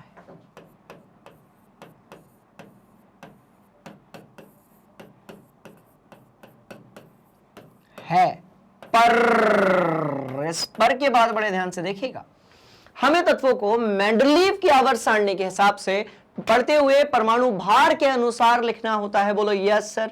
अब एक काम करते हैं, थोड़ा सा दिमाग घुमाते हैं। देखो देखो देखो देखो और कहानी को समझो। ये कहानी बड़ी इंटरेस्टिंग है। देखो कैसे, मतलब ये कि भैया जो पहले आएगा उसका परमाणु भार कम होगा और जो बाद में आएगा बाबूजी उसका परमाणु भार कैसा होगा, ज्यादा होगा। इसको चेक करने की कोशिश करते हैं। चलो भैया आयरन है, आप बोलोगे हाँ सर है, तो क्या हुआ, तो आयरन 55.85 है। बोलो यस सर। पर इधर पे क्या खेल हो गया, यहां पे तो बवाल हो गया। देखो ये तो बढ़ रहा है पर ये कम हो गया। तो आप देखो कोबाल्ट और निकेल जो है, कोबाल्ट और निकेल जो है, बात समझ में आ रही है, परमाणु भार कोबाल्ट का ज्यादा है और निकेल का कैसा है, कम है। बात समझ में आई? तो पहले कौन आना चाहिए था इस हिसाब से, Na आना चाहिए था, पर कौन आ गया पहले, कोबाल्ट आ गया। तो पहला अपवाद आपको कौन सा मिला, ध्यान से देखिएगा, ठीक है भैया। पहले वाले का परमाणु भार कैसा होना चाहिए, कम होना चाहिए। और दूसरे वाले का परमाणु भार कैसा होना चाहिए, ज्यादा होना चाहिए। बात समझ में आ रही है, मस्त वाली बात। तो भैया पहला अपने को मिला CO और Ni। मैंने क्या कहा, आपके सामने जो टेबल है उसको आप यदि ध्यान से ऑब्जर्व करेंगे तो भी सारी कहानी आपको इजीली क्या हो जाएगी, क्लियर हो जाएगी। बात समझ में आई। पहले क्लिक, देखो अपन क्या कर रहे हैं, लिमिटेशंस पढ़ रहे हैं, आपको पहले क्लिक कर देना चाहिए था। सर ये देखो, ये देखो, ये देखो, ये सारे के सारे धातु है, एक अधातु बीच में आ रही है, ये कमी होगी, यही एक प्रकार का क्या होगा, अपवाद होगा। कुछ इसी तरीके से सर पहले वाले का परमाणु क्रमांक भार ज्यादा है, दूसरे वाले का परमाणु भार कम है, पक्का कुछ ना कुछ परेशानी है, ये एक प्रकार की कमी है। किसमें, मेंडलीव की आवर्त सारणी में। चलो और कहीं है क्या, देखते हैं भाई भाई भाई भाई, और कहीं, और कहीं, और कहीं, और कहीं, और कहीं, और कहीं, और कहीं 44, 47, 50 आए है। वेनेडियम और क्रोमियम ने भी दगाबाजी की है, यहां पर भी जम की बेवफाई हुई है बच्चों। वेनेडियम और यदि आप क्रोमियम को देखेंगे तो यहां पर भी जमकर बेवफाई हुई है। बात समझ में आई, क्यों ही है, ध्यान से देखो भैया। वेनेडियम 50.94, क्रोमियम जो है वो आपका क्या है 50.20। इसका मतलब ये परमाणु क्रमांक के हिसाब से ये दोनों बिल्कुल सही अरेंज हुए हैं, पर परमाणु भार के हिसाब से ये बिल्कुल भी सही अरेंज्ड नहीं है। इसीलिए परमाणु भार के हिसाब से हम जो आवर्त सारणी है उसको डिजाइन नहीं कर सकते, हमें परमाणु क्रमांक को ध्यान में रखना होगा। बात समझ में आ रही है, बड़ी इंटरेस्टिंग कहानी। चलो ये ठीक है। तो दूसरा कौन सा मिला अपन को, अपन को दूसरा मिला भैया वेनेडियम और क्रोमियम। इसको अपने दिमाग में फिट रखना। और कोई है क्या, 85, 87, 88, 91, 92, 95, 99, ठीक है भैया। 101, 102, 106, ठीक है। 107, ओए हाँ यार, यहां खेल बिगड़ गया। देखो देखो देखो देखो, 106.4 और यहां पर 107.87। यहां पर फिर वही खेल हुआ कि जो पहले आ रहा है राइट, उसका परमाणु क्रमांक नहीं यार, यहां कैसे हुआ, नहीं हुआ ना, सॉरी बच्चों, यहां पर नहीं हुआ, बिल्कुल नहीं हुआ, गड़बड़ हो गया थोड़ा सा। जो पहले आ रहा है, जैसे कि यहां पर हुआ, पहले वाले का परमाणु भार ज्यादा है, दूसरे वाले का, बाद में आने वाले का कैसा है, कम है। तो उसको अपन ने ध्यान में देख लिया। चलो और देखते हैं, होगा होगा होगा होगा, कहीं तो होगा, कहीं ना कहीं तो ऐसा भी होगा। हाँ, 32, 37, 38, 78, 80 और कहीं पर दिख रहा है क्या, ध्यान से चलो अभी देख लेना, और यदि मिल जाए तो मुझे आप क्या करने वाले हैं, इन्फॉर्म करने वाले हैं। बात समझ में आ रही है। तो इस तरीके से जो है क्या था कि कुछ तत्वों को पहले लिख दिया गया था, जबकि परमाणु भार के हिसाब से उनको बाद में लिखना था। तो ये भी एक प्रकार की क्या होगी, लिमिटेशन होगी। तो अब मैं इसको कंप्लीट कर देता हूं। जैसे हमें तत्वों को बढ़ते हुए परमाणु भार के क्रम में लिखना होता है, पर कोबाल्ट Na से पहले और वेनेडियम क्रोमियम से पहले लिखा गया है। That's all. चलो ये वाली बात भी हो गई, ठीक है। तो यहां से भैया इसको ये, रुको एक मिनट, इसके बाद इधर से लिखने का, सिंपल सी ये कहानी। बात समझ में आ रही है। यहां पर बहुत सारे क्वेश्चंस पूछ लिए जाते हैं। क्लियर है, बोलो यस सर, ठीक है। अब देखो, तो इस तरीके से हमने इसको भी कवर कर लिया। कहां था भैया, 12 चाल। अब बात करेंगे आवर्तिता का कारण। आवर्तिता का कारण जो है वो स्पष्ट ही नहीं हो पाया कि आप यदि परमाणु भार को लेकर भी परमाणु आप आवर्त सारणी बनाते हो, राइट, तो क्या वो सटीक बनेगी, इस पर कोई बात ही नहीं हो पाई, क्योंकि उस पर कुछ इस प्रकार के अपवाद आ गए। बात समझ में आई। तो आपको लिखना पड़ेगा कि भैया हम आवर्तिता के सही कारण के बारे में बात नहीं कर पाए, किसके लिए, मेंडलीव की पीरियोडिक टेबल के लिए। That's all. तो ये स्टूडेंट्स वो सारी कमियां थी जिसको हमें बाद में समझ में आया, और ये वो सारी लिमिटेशंस थी जो कि किस में थी, मेंडलीव की आवर्त सारणी में। बात समझ में आ रही है, बड़ी इंटरेस्टिंग ये कहानी है। चलो पक्का, चलो ये लो सारे पॉइंट्स दिमाग के अंदर बहुत बढ़िया तरीके से क्या होने चाहिए, फिट होने चाहिए। बात समझ में आ रही है। चलो चलो चलो चलो चलो, मस्त वाली बात, ठीक है, इसके पहले की कहानी अपन देख चुके हैं। देखो, इसके पहले की पूरी कहानी हम देख चुके हैं। यहां पर लूथर मेयर अंकल हैं, पड़ोस में एग्जिस्ट कर रहे हैं हमारे दिमित्री मेंडलीव। हमने इसे जाना, बोलो यस सर। हमने ये भी जाना कि ये इतने इंटेलिजेंट थे कि इन्होंने पहले से ही कुछ तत्वों को प्रिडिक्ट कर दिया था। जहां पर गैलियम आना था वहां पर इन्होंने एका एल्यूमिनियम लिख कर रखा था, जहां पर जर्मेनियम आना था वहां पर इन्होंने एका सिलिकॉन लिख कर रखा था। बात समझ में आ रही है? चलो और आगे बढ़ते हैं। मैं कह रहा हूं यहां पर भी आपको कोई परेशानी होगी ही नहीं, सवाल ही नहीं पैदा होता, राइट। एक और चीज हम ये कह रहे हैं कि उत्कृष्ट जो गैसें थी उनके बारे में कोई जानकारी नहीं दी गई थी मेंडलीव के पीरियोडिक टेबल में। बाद में क्या हुआ कि जो उत्कृष्ट गैसें उनको शून्य समूह बनाकर, बाद में क्या हुआ, जो उत्कृष्ट गैसें होती हैं जिसमें हीलियम है, आर्गन है, ज़ेनॉन है, रेडॉन है, क्रिप्टॉन है और नियॉन है। बात समझ में आ रही है? बाद में जो आपकी उत्कृष्ट गैसें होती हैं उसको शून्य समूह बनाकर या तो पहले रख दिया गया या फिर जो है बाद में रख दिया गया। बात समझ में आ रही है? सो स्टूडेंट्स, ये बड़ी इंटरेस्टिंग कहानी है। और जब उत्कृष्ट गैसों को बनाकर रखा गया मेंडलीव की आवर्त सारणी में, तो वो कैसा दिखा वो भी हम देख लेते हैं। देखो, मैं कह रहा हूं आपको 0 दिख रहा है, बोलो यस सर। यस सर बोलो यार, ठीक है। आपको 0 दिख रहा है, बोलो यस सर। 0 हमको दिख रहा है, पर हम 0 लेकर नहीं आएंगे। बात समझ में आ रही है? तो आपको 0 दिख रहा होगा। ये एक अपडेट है किसमें? मेंडलीव की आवर्त सारणी में। तो आपको दिख भी रहा होगा, हीलियम है, नियॉन है, आर्गन है, क्रिप्टॉन है, ज़ेनॉन है, नीचे रेडॉन लिख दो। बात समझ में आ गई? ठीक है। तो इस तरीके से जो है, अब यदि अपडेटेड हम किसकी बात करें, मेंडलीव के पीरियोडिक टेबल की, तो हम उसको ऐसे भी देख सकते हैं। क्लियर है? सिंपल है। और कैसा है भैया? मजेदार भी है। मिटा दे। 3 चीजें, महत्व देखा, पॉइंट समझे और कौन सी कमियां थी उसको हमने कवर कर लिया कि इसमें मेंडलीव की आवर्त सारणी में। अगली जो क्लास होगी उसमें हम बात करेंगे किसकी? हम बात करेंगे मॉडर्न पीरियोडिक टेबल यानी कि आधुनिक आवर्त सारणी की। बात समझ में आ रही है? चलो, और ये जो क्लास है ये आपको कहां पर मिलेगी? ध्यान से देखिएगा भैया, ये मिलेगी आपको आपके अपने फेवरेट एजुकेशनल प्लेटफॉर्म पे, जहां पर आपको मिलती है 100% क्वालिटी कंटेंट एजुकेशन, बिल्कुल फ्री ऑफ कॉस्ट। मतलब ये कि भैया आपको कुछ खरीदने की जरूरत नहीं है, आपको एक छोटा सा कष्ट करना है, एक क्लिक, कहां पर जाकर? मैग्नेट ब्रेन्स पर जाकर, राइट। और क्या करना है? कोई कूपन कोड वोड वाली बात नहीं है यार। एजुकेशन में कूपन कोड क्या करता है, मेरे को यही समझ में नहीं आता। और सब कुछ कैसा है? 100% फ्री ऑफ कॉस्ट। कैसा? क्वालिटी के साथ।